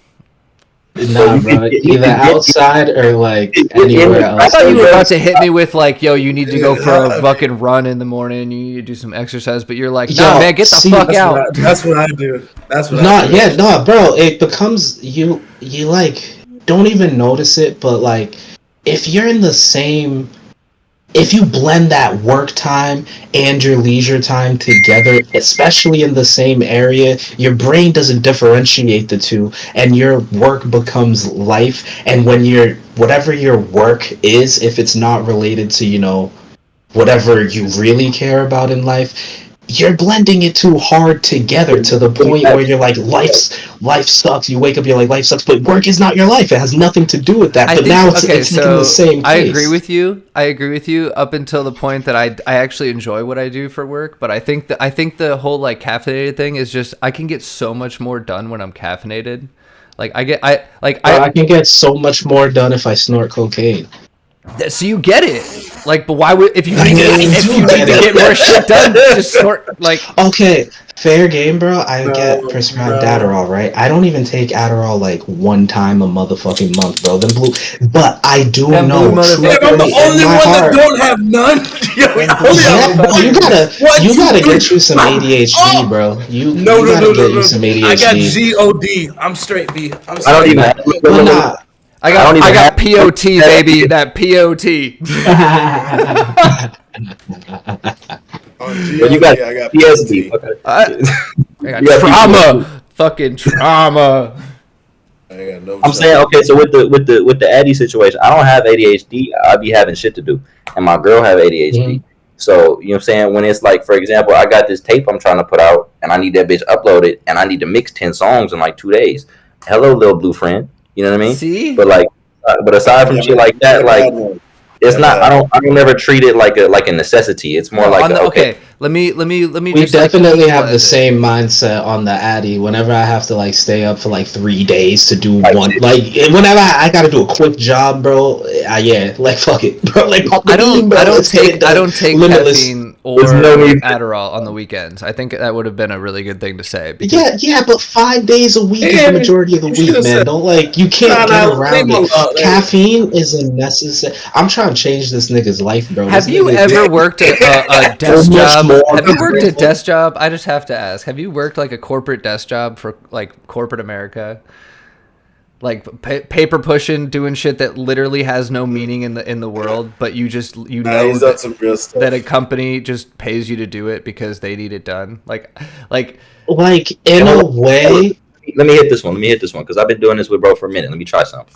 Okay, we talked about this, bro. I used to do Instacart. Remember this? yeah, okay. Right. So people my like God. I hated that shit. Nobody fucking likes doing Instacart unless you like enjoy shopping and food. I don't know. Nobody likes Instacart. But people would hit me right while I'm doing Instacart, probably expecting me to be like, bro, what you doing? Shit, bro, nothing. Just shit. Pull up at me on Rouse and shit. No, bro, I'm answering the phone like I'm carting. The fuck you want? Like I'm making it seem fun to me, even though I know what I'm doing is literally some bullshit that has no. I'm stealing chocolate milk. You don't need 3, you know. But it's like shit like that. You don't need 3. So wait, baby you're needs saying 3. make work fun? Like I got that in the bag. I got No, that. what I'm saying is halfway. But what I'm saying, bro, is like okay. As far as waking up and thinking about going to do it, you know for a fact that like the hours you spend at work are not going to be the best hours of your day the majority of the time, right? So while you wake up, while you're thinking about work, while you're at work, you can use the part of your day that you're looking forward to as motivation to knock the shit out that you're currently doing. And then the shit that you're currently doing becomes like the better I do this, the quicker I do this, the quicker I get to the fun shit. So now this shit is more interesting to me. Like I was carting like a motherfucker because I knew I'm about to be home recording music. So I'm like, okay, I'm knocking this shit out real quick. I know I'm finna go do some shit I'm about to enjoy. So while I'm doing this, I know I got to do this because bills and shit. So I'm gonna make this what it is. Have a good time, you know, because I don't have a choice in this moment. So why would I like? It's really just a matter of how you decide to look at it because everything's perspective. I agree with that, but I don't have an issue with my job. I actually enjoy it for the time being. It's more about I can just, so if somebody says you have an hour to do these tasks and you have like 12 tasks, So caffeinated me can do all 12 tasks in an hour. Non-caffeinated me is not able to do that. It's able to do like 8 out of 12. So that's pretty much. You can't see where the problem is lies in the sentence that you just said. You literally told yourself that caffeinated you can do it, but not caffeinated you can do it. I mean, how the fuck do you even know that unless you actually tried to do it without the caffeine? I did. Yeah, that's what I'm saying. I went 2 weeks without caffeine like 3 months ago. And you're telling me, had you made it 2 weeks more, like you telling me over time you wouldn't just pick it up, like you wouldn't just be eventually, fine? but my boss was like, "Hey, bro, what the fuck is wrong with you?" And I'm like, "Oh, I haven't been drinking caffeine." They're like, "Get it together," and I'm like, "I bet." And I started drinking caffeine again, and they're like, "High five, you're doing a good job." What is it that do you think makes caffeine make you more effective? And I'm asking honestly, not critically. No. I totally. I trust me. I put myself out there to be criticized in a sense, but not. I don't think you're criticizing. Yeah, but I'm not asking in that way. I'm curious to know. I appreciate the question. Ask it again so I answer it correctly. How does caffeine you why do you think caffeine you does things more efficiently, or for you, why does it do things more efficiently? Because help you do things. My dopamine what's the word? My dopamine deficient brain makes my job, it makes things that aren't fun to me not interesting, so I lose interest without caffeine. So like I've noticed if I don't drink caffeine, I'll end up on my phone. I'll end up doing shit that doesn't matter. I'll end up like fucking walking around my house. I drink caffeine and I take my Adderall. A good stroll. Right, exactly. I'll end up doing yoga in the other room, and I'm like, oh shit, it's 10:30. I was supposed to work at fucking 8. Like, let me stop you because I just have another genuine question, more so like in the same vein as Mellow, not criticizing. I'm curious, do you feel like that's because the hunger isn't there? Like if you didn't finish those jobs in that hour, and you were going to go home to sleeping on a cot outside of an Arby's, or you finished those jobs in an hour, those 12 tasks in an hour, and you're going to go home and sleep home, would that make a difference? You're telling me I'm too comfortable. Yeah, probably. Yeah, like that's what it sounds like a little bit. Those tasks between 8 to 12 is your comfort scale right there. You know what I mean? Wow. It drags on and you're not, and you just, I ain't gonna lie to you, bro, like those are the situations that I typically use for Adderall, things that I just hate doing. Like these are albums that suck essentially, that I'm just like, fuck, I'm polishing a turd. And it's hard, cause I get distracted too. When I'm in the studio, I still got PS4, nigga. That UFC 4 still bumping. So I can often, any little thing, a text message, a phone call can derail me for 25 straight minutes, and that's only when I'm uninterested. So I feel like that was the good question, because that just sparked that realization in me that like, yeah. For me, and I've had this question because I'm a really introspective person in terms of my my intake, bro. I took Xanax for 12 years. Yeah, about 12 or 14 years, and I got off it in 2 months. Boom, like that. No rehab, none of that shit. I had a reason. I had a fucking reason. And that's the thing, is like if I have a reason, I'm going to do it. I've also realized, based on what I just said in terms of interesting versus not interesting, like if I'm working on a track and I really love it, 8 hours will go by and I'll be like, oh shit, I ran out of time. Yeah. But if I'm not interested, I'm just like, oh, this is fucking miserable. I hate this. And it just drags on, like you said. But I know that that's only because my job is not what I'm meant to do. Like I'm meant to be an artist, I'm meant to be a creator, and that's just me sucking it up and pushing through it until I've built a big enough brand and a big enough income stream outside of my day job that allows me to not need to drink caffeine at fucking 8 in the morning. If I could go my whole day without drinking caffeine, I'd love that, because the side effects are not good. And I've seen the long-term side effects of caffeine use, which is the same reason I got off Xanax, was because the long-term effects. They were like, all these doctors in my life were like, yo, you're going to have Alzheimer's guaranteed. Are you kidding me? You're not going to be able to remember shit at 40. And I'm like, wait a minute. Are you sure? And they're like, go read the documents that come with your drugs. And I read the documents. Did you know this? Xanax is only meant to be prescribed for 10 weeks. I was like, and then what? They're like, then you're supposed to work through your shit. I was like, I thought it was 30 days, no bullshit. It might be now, but when I read it, I remember being like, wait, 10 weeks is all. So basically, Xanax is just for you to get through and do like therapy to get through whatever trauma caused you to go on it. But for me, it was just something I was using to just like get through normal life. Like, oh, life gives me anxiety. And instead of giving me coping mechanisms like meditation, breathing exercises, like mindfulness, they were like, here, have a Xanax. And I'm like, yeah, that makes it better. But then it just becomes one of those things that you are dependent on, and that's something I didn't want in my life. So in terms of the caffeine, like, I'm totally understanding of being dependent on it. But like, I just went to Mexico and they didn't have any energy drinks. They had like real Coca-Cola, which has like, I don't know, 50. Yeah, they have Mountain Dew too, nigga. Bro, I'm drinking that. I will not drink Mountain Dew. Real Mountain Dew is nuclear. It glows, and there's a reason. Okay, that shit is so bad for you, which is why I understand the reaction when I'm like, I drink Mountain Dew, and they're like, you're fucking crazy. And I'm like, no, it's not like that. No, you're just crazy because you think it's better that you drink a Mountain Dew Energy. I don't think it's better. I just think that it's less sugar. That's my only hill that I'm not gonna. It's less sugar that's in your face, bro. That was smart of me. All that bullshit is like. Could you take a Celsius to the face instead of a Mountain Dew? Could you do like a? I could do all of it. I've done all of it. I've got this new stuff. Not new stuff. It's not new. It's just stuff that I rotate in between. It's called Focus Aid. It's from the same makers of Party Aid, and that has like acetylcholine and it's it's yerba mate and all that stuff. Like, I can do all that. Have you tried like different types of mushrooms? I do take genius mushrooms. I take genius mushrooms. So I take so I do ashwagandha, which is not a mushroom, it's a root. But I also, in addition to that, it's got cordyceps, lion's mane. Yeah, that's that shit. The other one is reishi. Yeah. Damn, you about your shit, man. You about your shit. And I used to take acetylcholine, and I also take L-theanine, and I take magnesium and 5-HTP.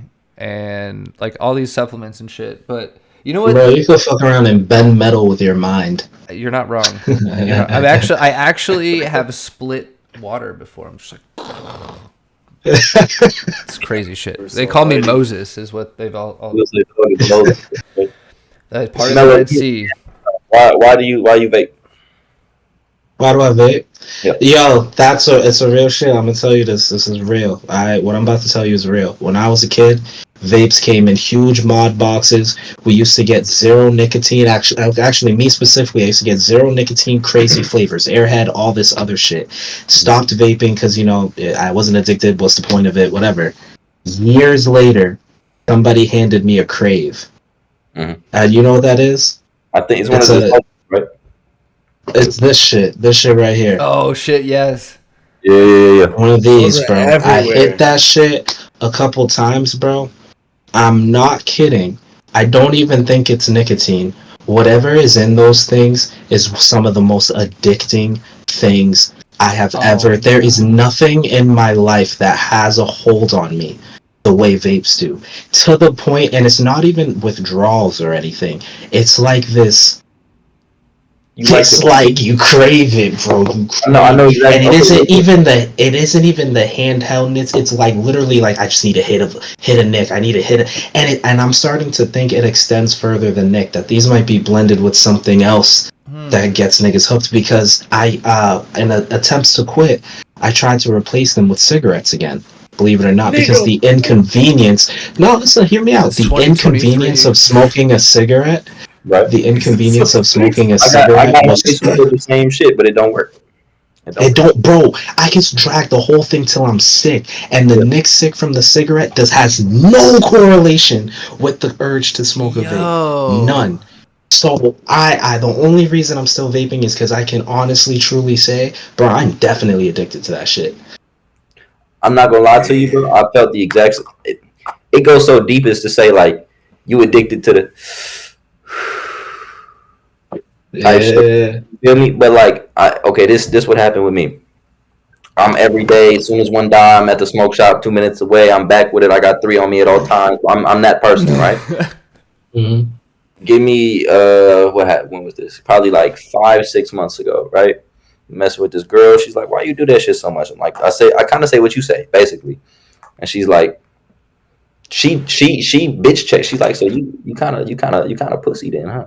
I'm like, that's crazy. I'm like, that's I would be like, yeah, I'm bitch. I'm trying to scissor or what? That's wild. I'm not gonna lie. Hey man, you gotta force it. I'm telling you, you fucking start driving that train, I'm gonna take that shit right off the rails. I didn't Get over here. What she said didn't make me feel like horrible inside and shit, but I was like, all right, bitch, fuck you. I'm gonna throw that shit out. So I threw it out, right?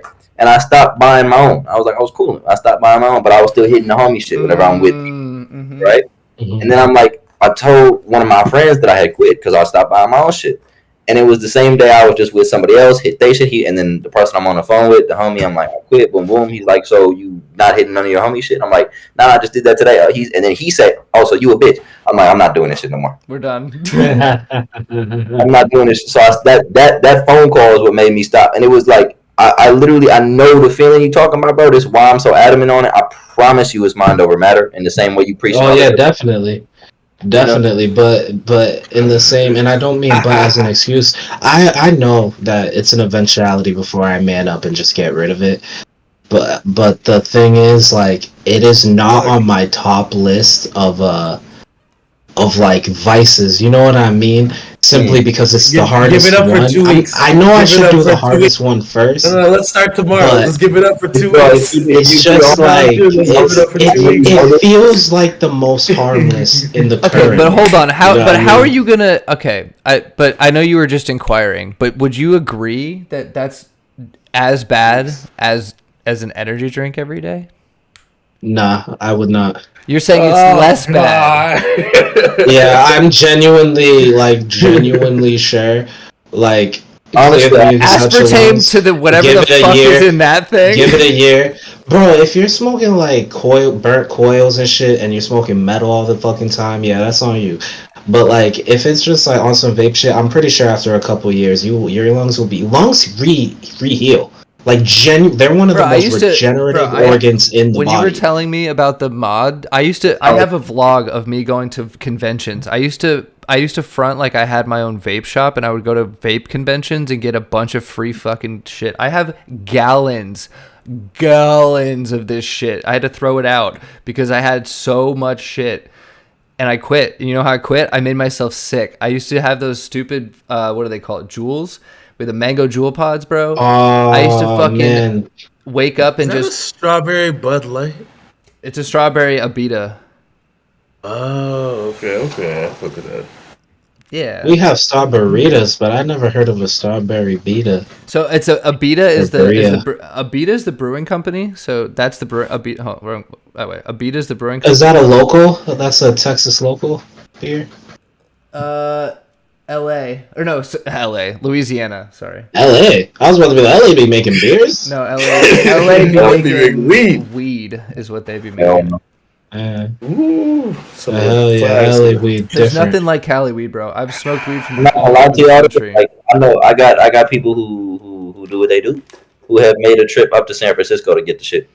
Because the shit down here, the shit here is smooth, but the climate in San Francisco is something different about it. It's like it don't get just as hot as it do here. So it's like it's the best place in the world to go to shit aside from here. Toasted marshmallow. I went down there. It was 34%. Man, I told my friend, if you gave me a half ounce of that, I will have a whole album done. Well, you all ever smoked 9%? Smoked a what? 39%. Like 39%. Oh yeah, man. Weed, yeah. Of course, man.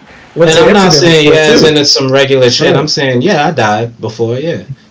Diving some weed. Let's get to the 40s, nigga. I hit 55. The second I touched down in California last year, I got a double diamond. It was 55%. My eyes started twitching. It was the best feeling of my life, bro. It felt amazing.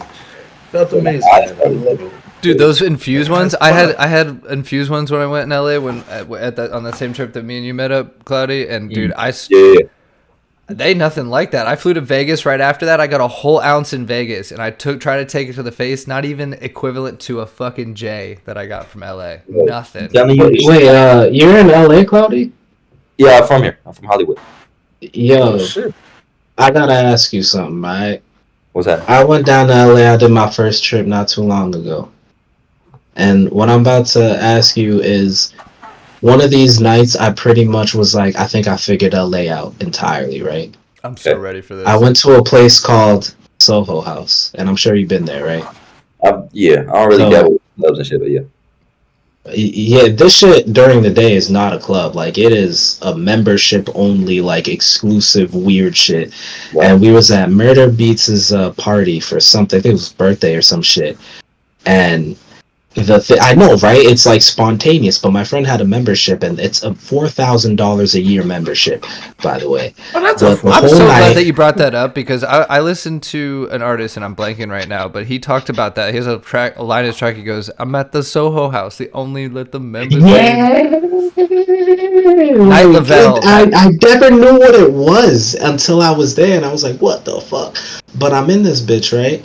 And earlier I had been party hopping to like many different spots in LA, just like it's crazy. Something's always was jumping, and I saw a couple of people that I saw there hanging out with bigger people, like kind of like regular niggas, essentially. Like, and I don't want to say regular because we're not all regular. We have all a weird job in this industry, being in this industry.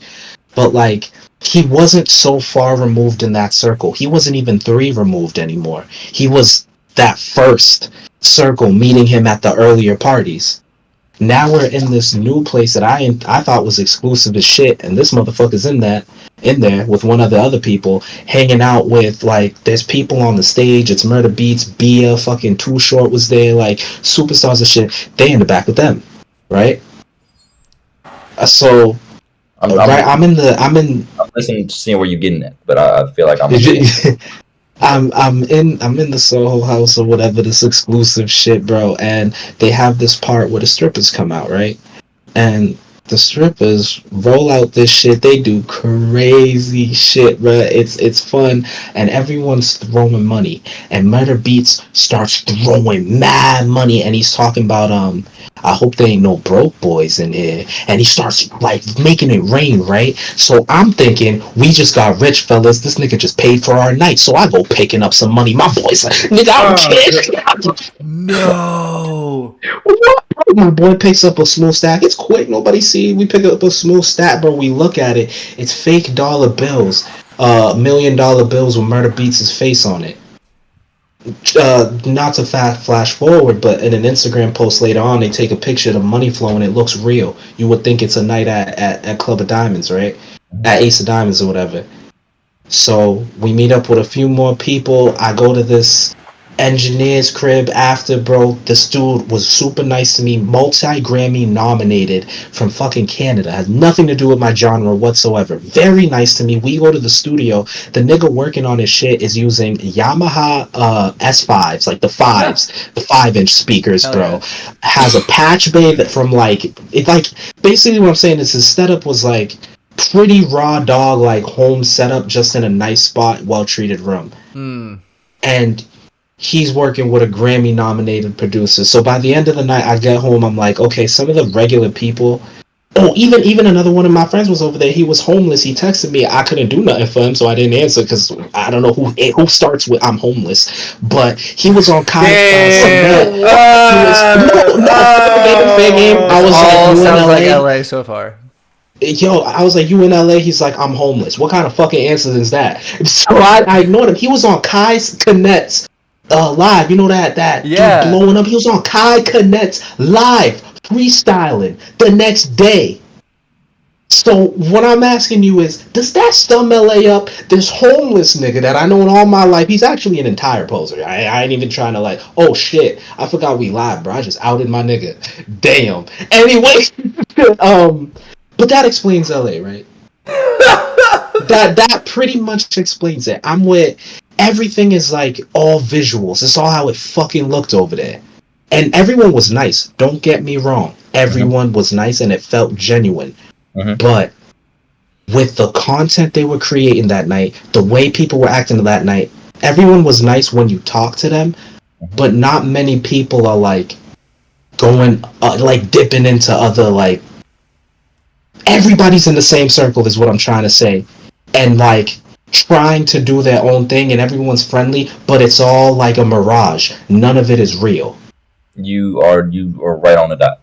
It's really like this. It's like as long as it look right, nobody really cares how people made it look right.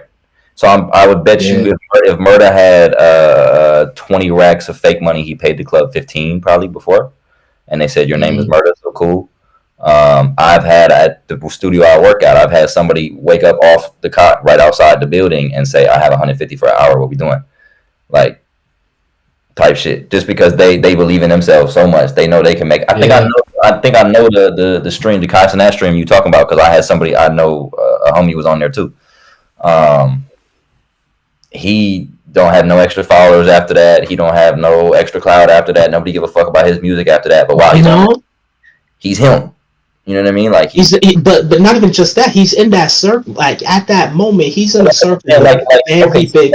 And a house like Kaizenat crib in LA. It was probably during the subathon, right? Like during the little like what Kai was in LA for 30. I 30 believe days. so. Right. So it's shit like. Okay, let's talk about the TikTok era for a second, because this is when I was partying as a kid in LA. Like I stopped doing this shit, but it was like this. That's when the Bryce Halls was popping, right? There'd be 5 different houses all between Calabasas, Beverly Hills, and Hollywood Hills, and each of them has a fucking name. And one is Tana Mojo's house, one is David Dobrik's house, one is Bryce Hall's house, right? And I could get in that bitch because I know X, Y, and Z. I can make a phone call. I'm at the door. I'm walking in, or X knows Y, and Y knows Z, and Z knows A. So A is getting us all in, right? So it's shit like that. So I'm thinking I'm David. I'm like, I don't know 90% of the people in my house right now, but they all getting content. I'm at David Dobrik's house, right? Like that's their whole night, and everybody on their feed, they little 20,000 followers thinks they know David Dobrik.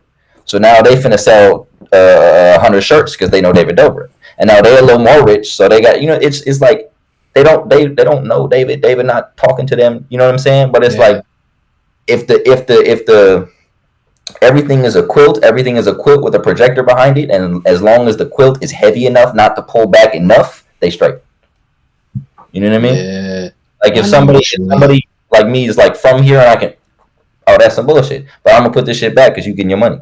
But like that's actually how I see it, bro. Like yeah, bro. Yeah. To me, at this point, I can't even hate on that shit, bro, because it's like, bro, I loved it out there, man, and because that same thing was like, it did feel like ain't nobody was hating on you, and that shit I talk about it being like one big circle. I mean, you at David Dobrik's house, you feel what I'm saying, nigga, and like you don't know nobody. It's like over here, like in Boston, bro, ain't nobody at Tom Brady's crib during the Patriots era. You feel me? Nobody. It's not one circle. It's like a truly that class of successful people are truly separated from us. It's very, very few successful artists or anything in entertainment that are like in the mix out here. So, and then in LA, everybody's in the mix. You did have Coco the barber who was cutting the Boston Celtics hair, who still does. What the fuck does that got to do with the prices see in China, though? Shout out my nigga Coco. Hey man, he still actually. But the Boston Celtics, that nigga don't fucking hit nobody up. Like that nigga ain't got nobody, no placement on no Celtics ads. All them niggas that I know who got on the ads and did production for that, and the niggas on the videos had to get it out the straight mud, bro. They're not mixing up with any of that 1%. None of them niggas are my friend calls it the 5%, the hidden 5 in Boston. You know what I mean? You know what's interesting with that shit though? I'm not sure about Boston, but as far as just like the smoke and mirror situation. Like in a room like the Soho House, right? Like if you in there mixing and mingling, and you aren't Murda, for example, and you try to act high society like Murda, like you own that stage, like you know what I'm saying, like you part of that. People not gonna fuck with you because they know you smoking mirrors because you are. You know what I'm saying? Like. I mean, that's the best part. I mean, even though everything's smoking mirrors, it's not like niggas, like when I walked up and talked to somebody, it was like we're regular people. I go on his Instagram, he 32K up. I'm like, everybody knows this shit is smoking, bro. Yeah, It goes so deep that half of Ariana Grande Instagram followers is bots. It's cool, bro. She Ariana. It don't matter. that's crazy. You know what I'm So with saying? Like Beyonce's, nobody gives a fuck because everybody knows Ariana. So whether she has 4 million or 10 million, who cares? Like it's So after you get like probably like 500K followers, it don't matter how many are bots because niggas is like, yeah, he valid. but here's my Social question. proof is a really big thing. I got a question though. So Ariana's selling out stadiums, so nobody cares. You know. What's up, But Manny? that's last point I'll make on it is like in a room like that, or I won't even go as far as like rooms. Like okay, so I got a couple of homies out here from Baltimore, from like the DMV area type shit, and they kind of picked it apart to a point where I wasn't even as blunt with it. Like I looked at it like this, but I didn't say it like this until they said it. Like we got our peers out here and we got customers. Is one and two. You know, it's like our peers is the people in this room, like you talking about, that I kind of understand what's going on, and there's levels to it, and boom, boom, you can maneuver. People assholes, people not, whatever. You do what you do, and then it's the people outside that room that all of us are selling our shit to, and to all of them, we gotta be up here, or else they not gonna buy this shit, and that's just the reality. Yeah. Even if like I could be nice as fuck to you, but if you don't look at me like I'm up here with murder, you not buying my shit. And I need you to buy my shit to do what I love to do. So I'm finna high society you. I'm gonna be nice from up here. You know what I mean? Yeah. Like, you kind of have to do that if you want this shit to play out. And I don't necessarily enjoy doing it. I just know it's part of what comes with it. You know? I know what you mean. What's up? You was finna say something. Shout out LA though, it's still crazy. Yeah, it's cool. It's still one of my favorite cities, man. It's like I was gonna say it's like everywhere, but it's not like everywhere. But it's got its problems like everywhere. Nah, It is not. I just couldn't live there. I couldn't because I feel like it can drag you under. Facts, bro. It's okay. So, matter of fact, I don't want to keep talking. Man, you had something to say. I'm gonna say something after.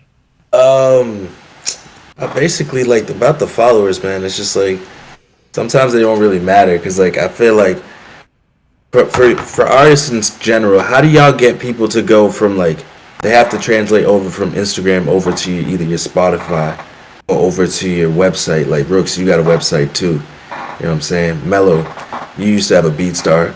You know what I'm saying, on your link tree or whatever. It's like, how did y'all interact with people and like get them over? Because like you can have millions of followers, but to get those people, those million or like the 10,000 to actually watch your stream or whatever. I made a crucial error with that, and I'm totally okay with admitting it. Is I thought that if I was gonna be if all I needed was an audience, that's in my brain. I was like, if I can get you to follow me on my page and then I post my music, you're going to listen to it. You have to. That's a lie because you can just skip past it. I thought that with my large following that I would be able to at least get like just I'm a numbers guy. I understand numbers to a short degree, but like if I have 50,000 followers, you would think that my SoundCloud, which is pretty much the only thing that I promote, would have more than a couple hundred plays just by sheer numbers, but it doesn't. And I'm okay with that because I've understood that people are only going to follow as far as it serves them. So I think the only way that you can actually make people convert is to give them a reason to care and connect with your music. And I don't think that's something that you can just like catch them off on a hook or get with a reel. I think that comes from being vulnerable and real and raw, like not having the touched up look, not having the professional lighting, not having this like really, really like amazing professional appearance. And I also think it comes from answering those DMs and kind of back to what we were talking about before about giving everybody the time of day regardless of who they are in your life, but not to a detriment. But like if you're in your DMs and you have 5 DMs and one of them's from somebody that you're like you've talked to like once, I'm going to give them the time of day because they reached out to me. Like if I have the time, I'm going to give it to you. But obviously if I don't, I don't. But point being, it really does boil down for me just to the connection with the person, because then when they buy into me, that's when they buy into my music. I don't think it has anything to do with the following, because you can get people to follow you. You can get as many followers as you want, just like you said. But I think that when you start to connect with people and give people a reason to care about your music, which I personally think, this is my opinion, is when they care about you, like as a person. Because when I start caring about artists, that's when I start listening to their music as people. I want to add on to that because I agree with everything you just said to an extent. I feel like, okay, me particularly, my name Cloudy just came from in the past. There were different things around Cloudy, but it was always Cloudy just because I used to smoke too much. My mind was always cloudy, my eyes were always cloudy, boom, everything cloudy. And then this girl started calling me the Weatherman one day, and I was like, that's tough, so I added it to the end of my shit, Cloudy the Weatherman, boom. But when I transitioned a little bit in life and I started taking shit a little more serious, I stopped smoking, and the name meant something different to me. It meant being up here. It meant I'm above the clouds. It meant I got a bird's eye view. It meant I hold myself to a higher standard, X, Y, and Z. That being both how I hold myself in real life and part of my brand makes it so that it's a challenge for me to be relatable. Like I raw dog life more or less. I'm not particularly relatable in that sense. Like I do a lot of shit that people look at. I promise you, I'm not saying this to be cocky, and I'm not even gonna get into it. I do a lot of shit that people look at like, bro, that's a movie. Like that shit regular. But it's just we've all had moments like that. But to me, it's just like I don't have a filter. Like I was doing shit like that forever, and I had to have homies tell me like, bro, like you really be doing this shit. I'm like, don't everybody, you know? So I make that point to say, as far as the brand, as far as getting clicks to convert, right? Because I've heard a lot of different opinions about it, and I think it's very true in that you have to make people feel like they can touch you.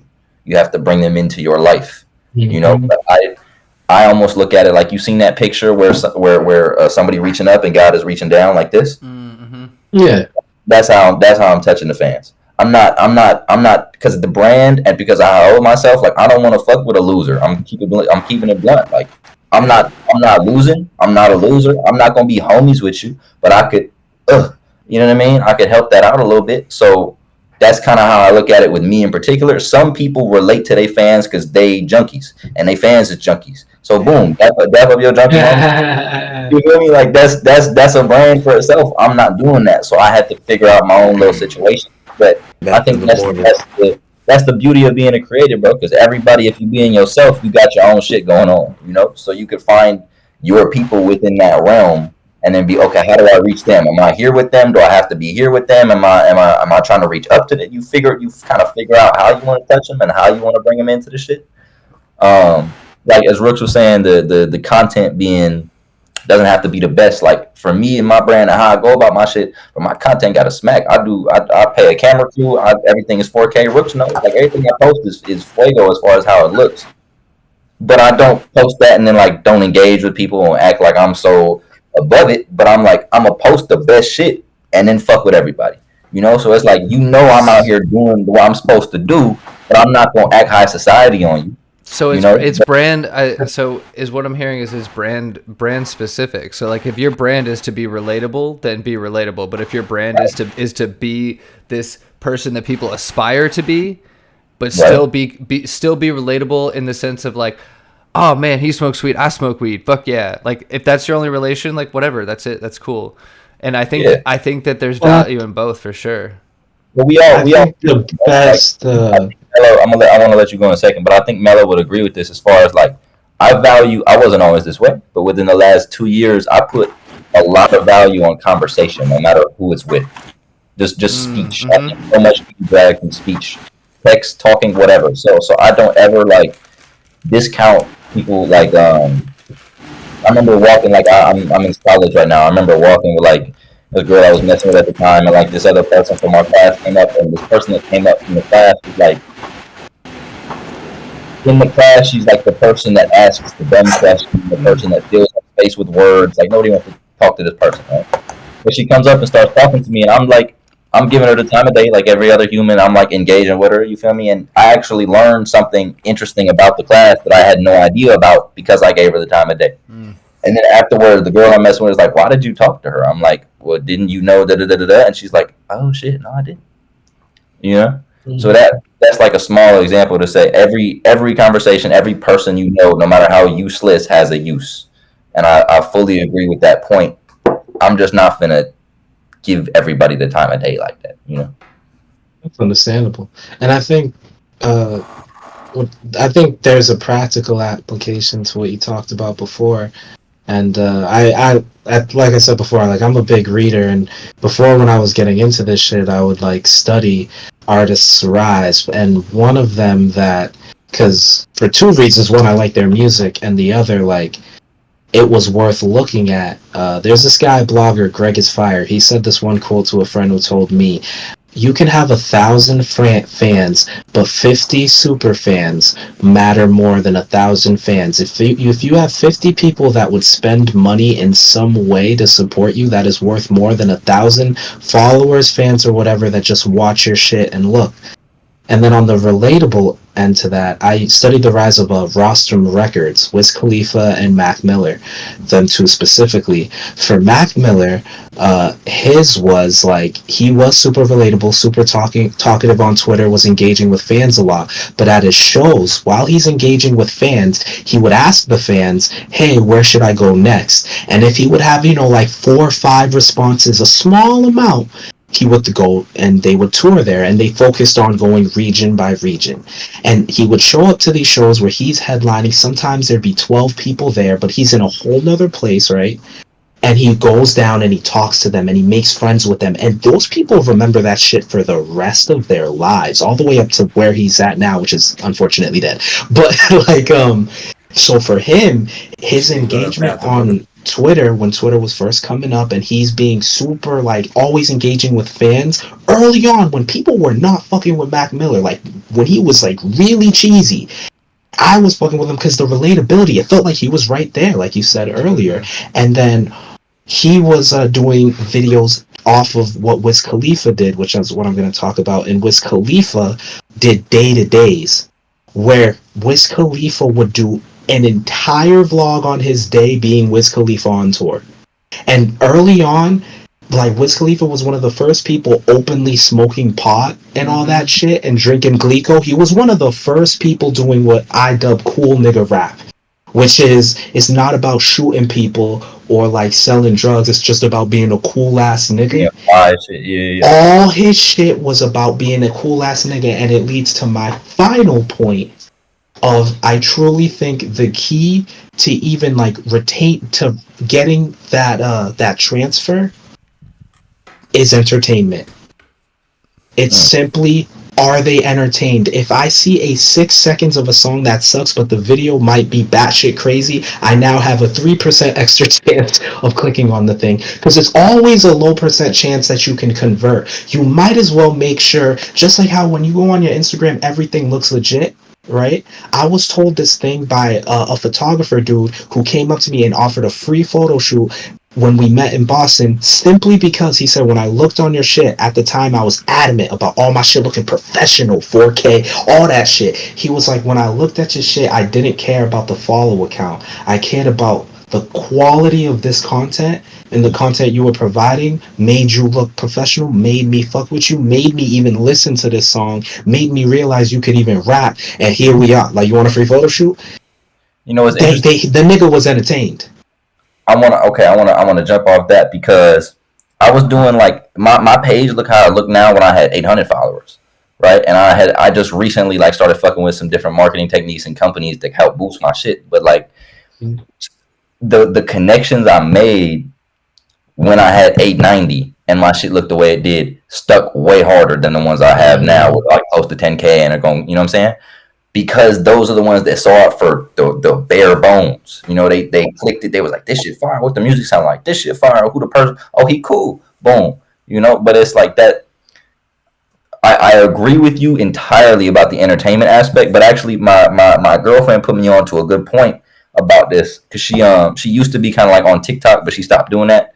But the thing that she learned from it primarily was, in the same sense of, people have to, there's so much entertainment in the world. I'm kind of stuttering. There's so much entertainment in the world at this point in our lives that I think no matter how entertaining you are, it won't necessarily convert to a click unless people feel like there's some sort of benefit behind the entertainment for them. Are you sure, nigga? Drewski. I laugh damn near every time I see a Drewski video. That's why I go back to the motherfucker's page and I click. That's why I click on any of the YouTube links he's in. In my head, instantly, I'm like, I'm gonna be entertained. You were creative though. But what do you mean? When I like do watch funny shit, it's not as like a creative. It's simply I know am I that. entertained? What I'm saying is like, I want Spray Wyatt to get creative. I think the majority of people like, okay, I don't disagree. I'm the same way, but I think if we think about a majority of or a large body of people, I think they care more about, in a large majority sense, about how am I going to pay this next bill more than they care about what am I going to laugh at next. And I genuinely disagree. Interesting. Okay. And in the sense where, yeah, people care about their bills, but the whole reason why people are like, and I don't mean any offense to this, but like most people are just living in a dream. Like the shit isn't even, they just go to work, come back, you know what I mean? The shit that perpetuates that is the entertainment, is the constant dopamine on our cell phones, is all these apps and shit. That's why this market, even as saturated as it is never called oversaturated. There are still niggas telling you every day that no, even though there is 3 million artists, there is a way we can all eat. Like all of these factors we talk about today do go into it, but one of the base factors matters more than anything else is there's a reason why LA is smoke and mirrors, man. The smoke and mirrors works. It keeps us going. Some of these people live awfully boring lives and just make it look good. No, or awfully fucked up lives. 100. The amount of, I don't even have to speak up. You speaking on it for me, like the TikTok house people. Bro, it's like, I promise you, the 100,000 followers, this girl, 50,000 followers, this guy, acting all crazy. They the life of the party. When they leave, they get in an Uber back to a $800 a night apartment that they probably renting, have enough rent to pay for next month, and they hoping that this little at-home job pick up so they can pay for it. They got to move back to Massachusetts. Like that's the girl that everybody wants. Like, you know, like and I'm not ignorant to the fact that those people still can't sell a T-shirt. Right. You know what I mean? Like all them followers, they still can't get no merch going, still can't get no value out of their product. But as creatives, our job starts and ends and gets us revenue just off the fact if we can entertain people in a way where they come back for our brand of entertainment. Whether that's being where you are, like I'm cloudy, I'm in the clouds, you want to feel like that nigga. Because, you know, when we're talking about artists, like as an artist, you're just like, is it good? Is it not good? How do I fuck with it? I love how you did the production. For them, it's like, it could be a whole new world for them, dreaming of what if I was with this nigga at this LA party he just posted or some shit. You know what I mean? For them, you're honestly, and I hate it. It's the thing I hate about the world, but they idolize you. If you have something that they will come back for, it will generate the clicks. Like, say if I was like Travis Scott or something right now, you niggas are generating the clicks. If the live is only on your website or something, you're generating those clicks. Those people love Travis Scott. They just want to be in his world. You know what I mean? That nigga fucked Kylie Jenner. I want to hang out with Travis Scott. You know what I mean? I want to learn how he did it. Let's not forget he caused riots and killed people in Houston. That did happen. Tell us about that. Exclusive. And nobody fucking... On my TikTok. Let's talk about it. You know what I mean? 24-hour rule. Even if it's just your music, Yeet's generating merch sales and all that shit because who was the highest first to come selling Nike in the fucking world? Travis Scott. It's like, nigga, I was reading about that. That shit's actually insane. He's way more successful than people actually give credit for. Because that's a big deal, man. Are you kidding me? His OG release made him enough money to retire. And then he made 18 more, and he's got more coming after he said he was going to retire. He said, this is my last Nike. And all those people that are making music like Travis Scott, I bet they go pretty far, but you're not the originator. Like, for all the Yeet copies, right? I have no reason to be drawn into their world over Yeet. Sure. You can't. Okay, but why do we like Yeet? I don't know why, but why? Why do we like that guy? The beats, man. It just brought a whole new genre. And then when you add the way he does his like dubs, that I'm not gonna lie. See, there's a lot of Yeet hate. Yeet is a fucking genius. Let's not hate on Yeet. I'm not hating on him. I'm just I upset that I like yeah. him. I don't know why. I can usually pinpoint why I like something, but I don't know I'm why. gonna blow your mind right quick. You like Yeet for the same reason you like Kodak. Oh, you're right. what the fuck? That's fucking. What? How is he right? Somebody explain that. Okay. You don't. Okay, it's not because they sound the same, but like No, definitely not. the understanding of musicality and the way that they're so different from everybody else, but they're so them. That's it. Yeah.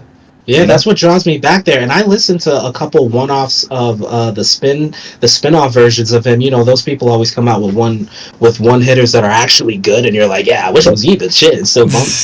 But it's not.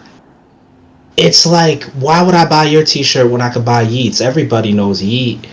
Everybody's building this buzz around. He eats the first. He has. You nailed it. Right yeah, there. I want to be a part of that. Cool you group. can't. Like, if your merch makes people go, shit, I want that. That's cool. You know that. I know that. Shit. Like, or not even.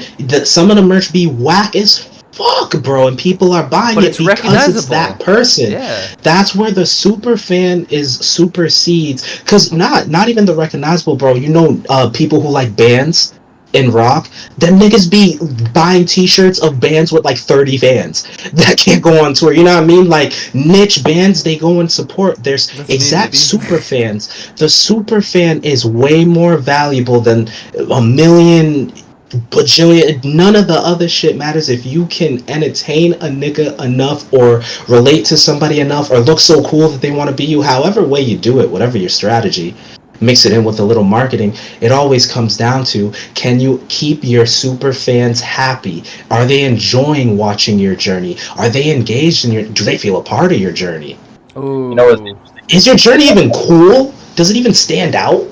I think what I was saying earlier is I'm gonna retract that point. I'm gonna retract that point because I think I said it out of a place of believing some shit that I like was said cool on a video somewhere. And like you know what I mean? Was like I fuck with the point. In reality, now that you're making these better points, and I'm thinking about it again, I think that mindset is a little bit out of fear that you're not original enough, or you're a little afraid to be yourself as much as you need to be successful in this industry. So you need people to buy or feel like they can benefit monetarily because they're not gonna like you, so they have to like the money you bring them.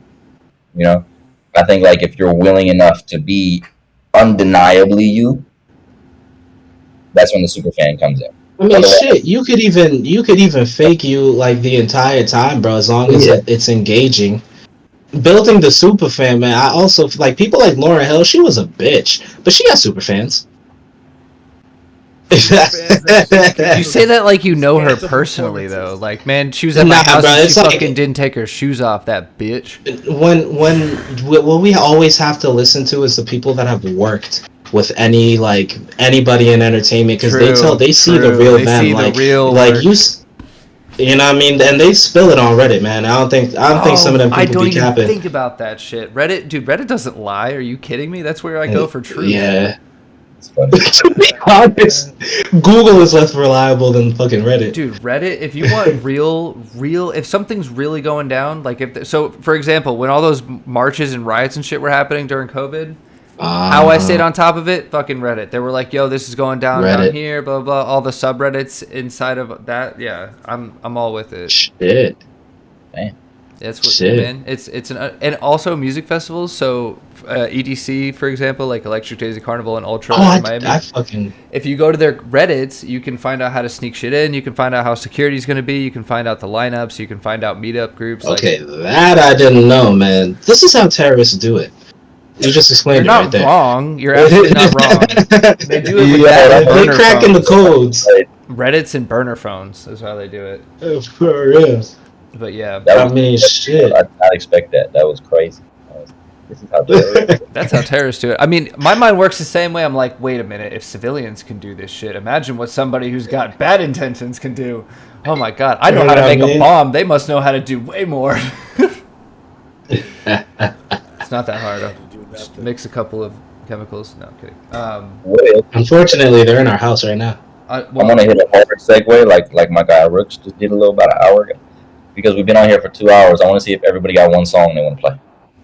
I sent something over Yeah, to I the do. Discord chat. Yeah, I have something in the Discord. So yeah, let's do Man, it. you got something you want us to bang?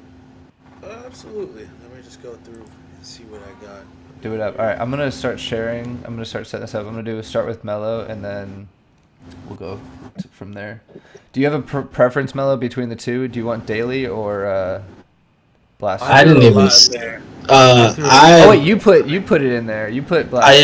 Yeah. Okay, so I'll put. No. Step back. I sent the step back one. I don't have above. step back. Oh, it is there. Yeah, you did. Okay, I see it. All right, I'm gonna pull that one up. I already have it up. Only because that's the most recent. So. All right, let me go ahead and share. I wonder if I can share just my music. Is that possible on? Oh, sound. Oh no, that's not. Get another water. That's gonna fuck up everything on my end. Ah, bastard. I wonder if I can.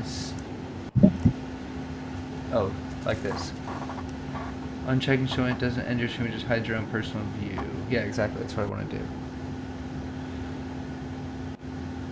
I think that works, right? Ah, fuck. It doesn't. How do I do this? I'm trying to figure out how I can. I can see it when I put my. The issue is that when I am watching my own screen, it takes away everything that I have set up for the video. So like everything's skewed and it's just like me. So I'm trying to think of the best way to play it without. I mean,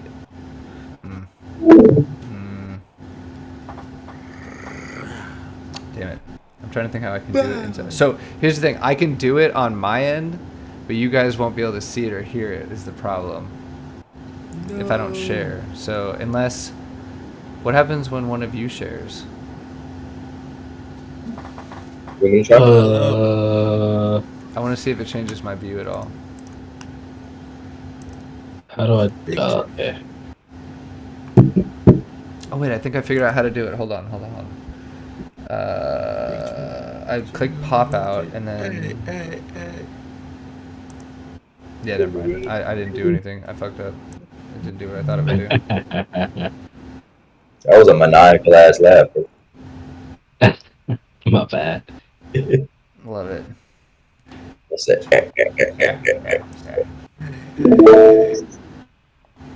Does that work? Let me see. Damn it. It's doing the same thing. I'm trying to figure out how I can not show one of the videos. Hold up. Oh, I got it. I'm going to turn my video off. That's how I'm going to do it. Because my camera will still show on the other end. So let me do that. Perfect. All right. Go ahead and share. Like share my screen? Yeah, one of you share your screen. I'm trying to figure this Gotcha. out.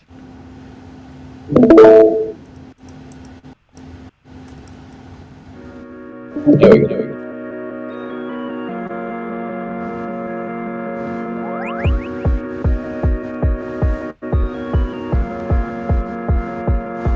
She was judgmental, half lazy, paw awful, full crazy. Let her go like go crazy. Bitch go crazy. Weekend back, it's all gravy.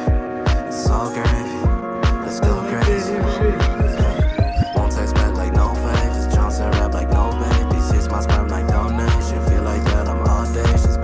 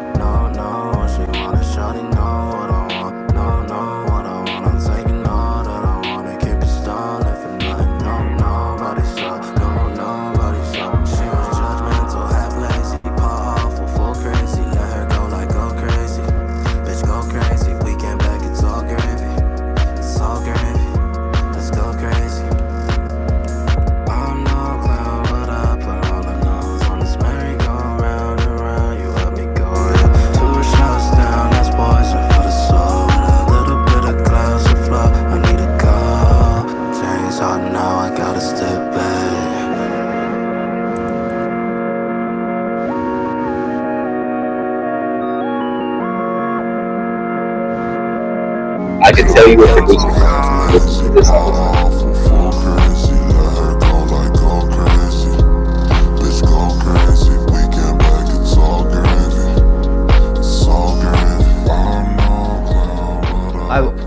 Do you listen to Ryan Celsius? I've never heard of the name. Interesting. Okay. Because you listen yeah, I was gonna say stop sharing so I can see this. Okay.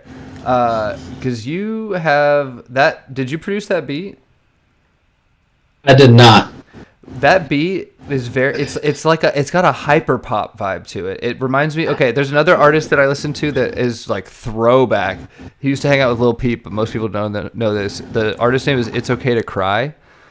I listened to that dude, man. Okay, yeah. So it gives me that vibes, bro.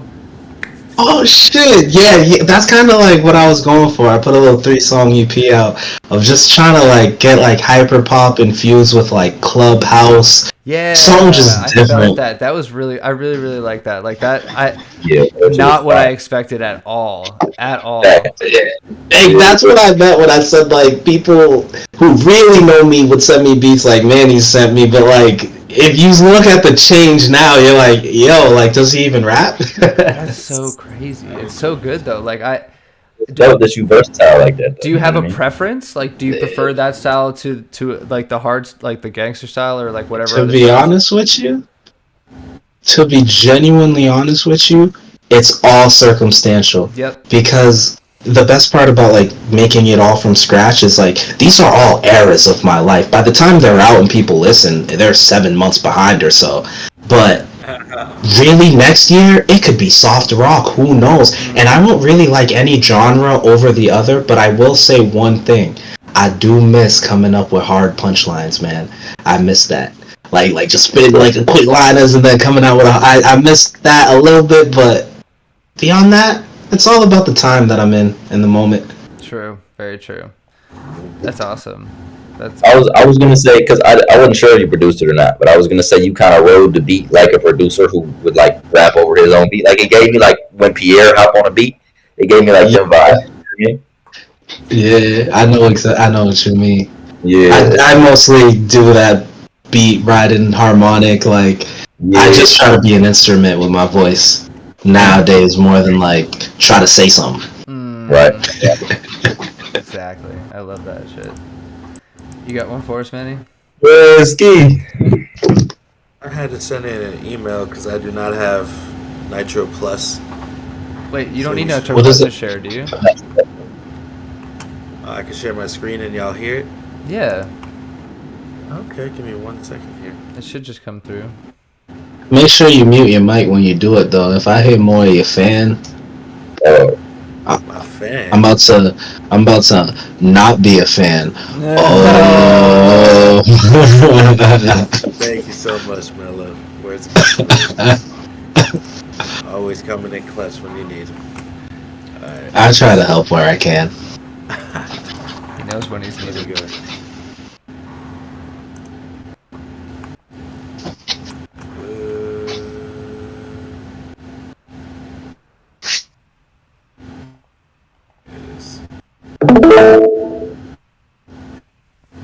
See what's going on right now? Yeah. Oh, you muted yourself, but you should be still able to play your music. I have no idea. So if you share the screen with hold on, you said you sent it an email. I should be able to pull it up in that case. Hell yeah, pull it up on your email. I'm lazy. I'm sorry. No, you're good. I got it. Hold up. I'm not too good, I like to do stuff. Screen, application, inbox. Go to. Go crazy. Where did you send it? Rec Center? Yeah. Yep. 21 questions. Go crazy. Go Now, crazy. do you know this bet? Is it familiar to you? Bee Cave? Yeah. It does look familiar to me. I met him. I think he's from Boston. I met him out here at like an open mic with Tiny shit. Yeah, he live out here now, but I'm pretty sure I checked your IG. He follow your studio. Get the fuck You can hear that? You can hear it, right? Oh. I've seen this guy before, but I'm just not sure where. That's crazy though. Small world, like I said, small motherfucking world.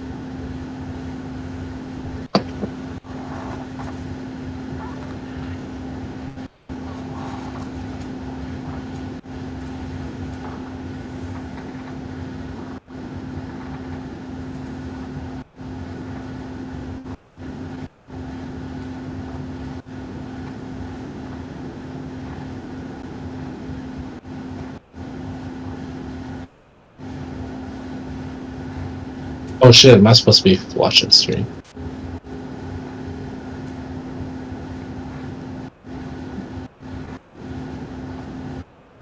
Let's go.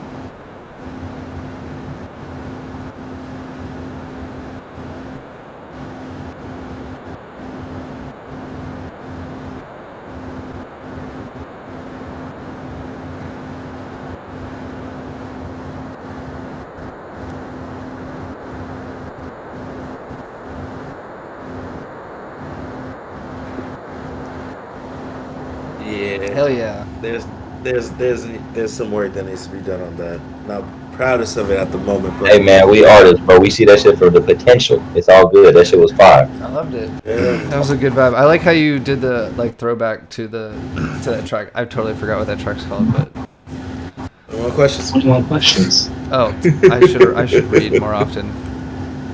I'm gonna be saying that for a while. Hell yeah, that was great, dude. I love that. I really says shit. Move on to the next one. Cloudy. Can you send me something? Oh no, let me hit you with something. That's funny. That reminded me of like y'all know who Blue Bucks Clan is?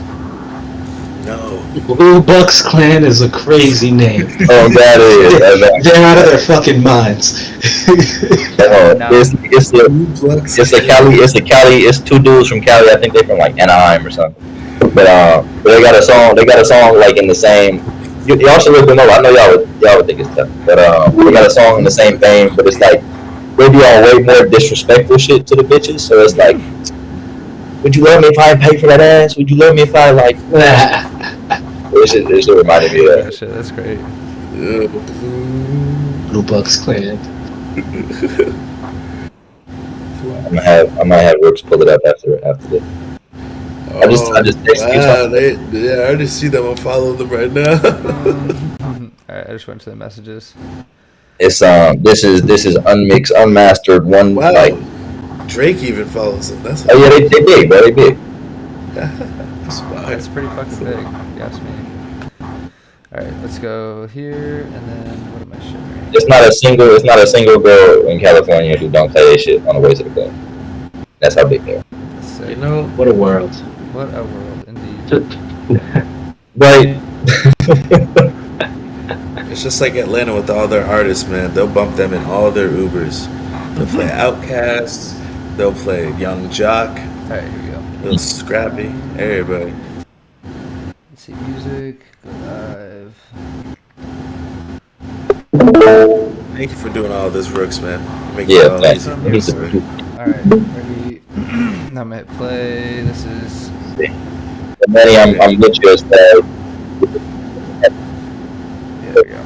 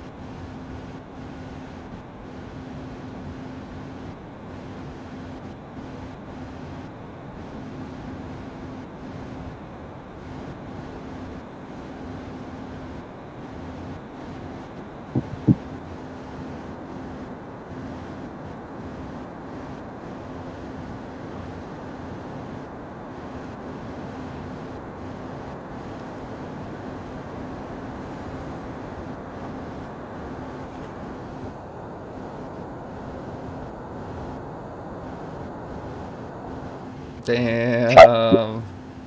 Bro, that shit gas. Appreciate y'all, man. Crazy. That's fire, bro. Hard when it comes Did you produce that too? I did not. I don't produce. I engineer and I don't produce. Yeah. Nah, that shit tough as hell. Good looking. Yeah. Good luck.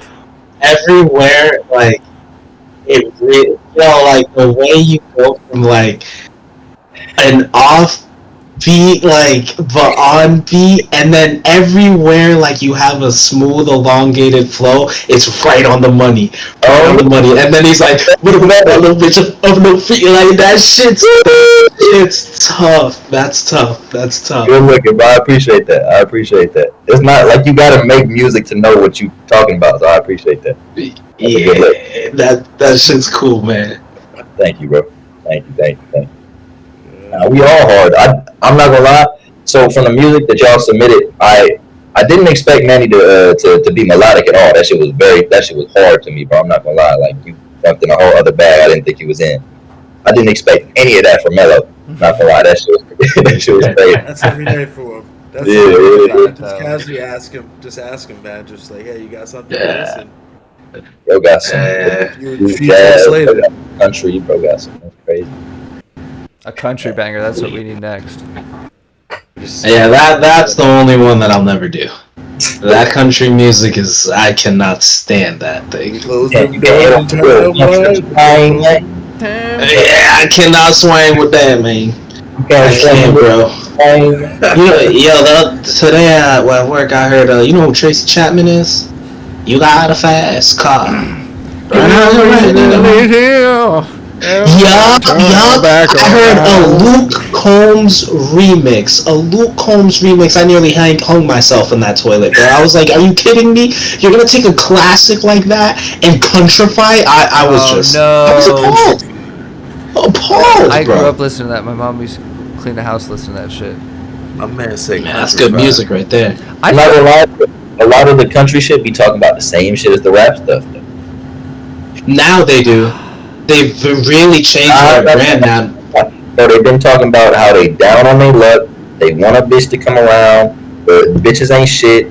They drink. They smoke. They might sell a little drug here and there. Like, oh, that's the same. Like 150. They got these niggas was not. They wasn't on like actually calling bitches and not on their commercial singles. Like they wasn't really pushing heavy. I'm not saying they do it the same way, but they yeah, but not now. They do it the same way. True. Now you have like it's all one and the same. Now you have a little Nas X that used everybody. You know. Yeah, like. I want to ask. And even before X, I had noticed. Who makes what? Oh yeah. Who creates y'all beats for your challenges? Me. Oh, that's you. Okay.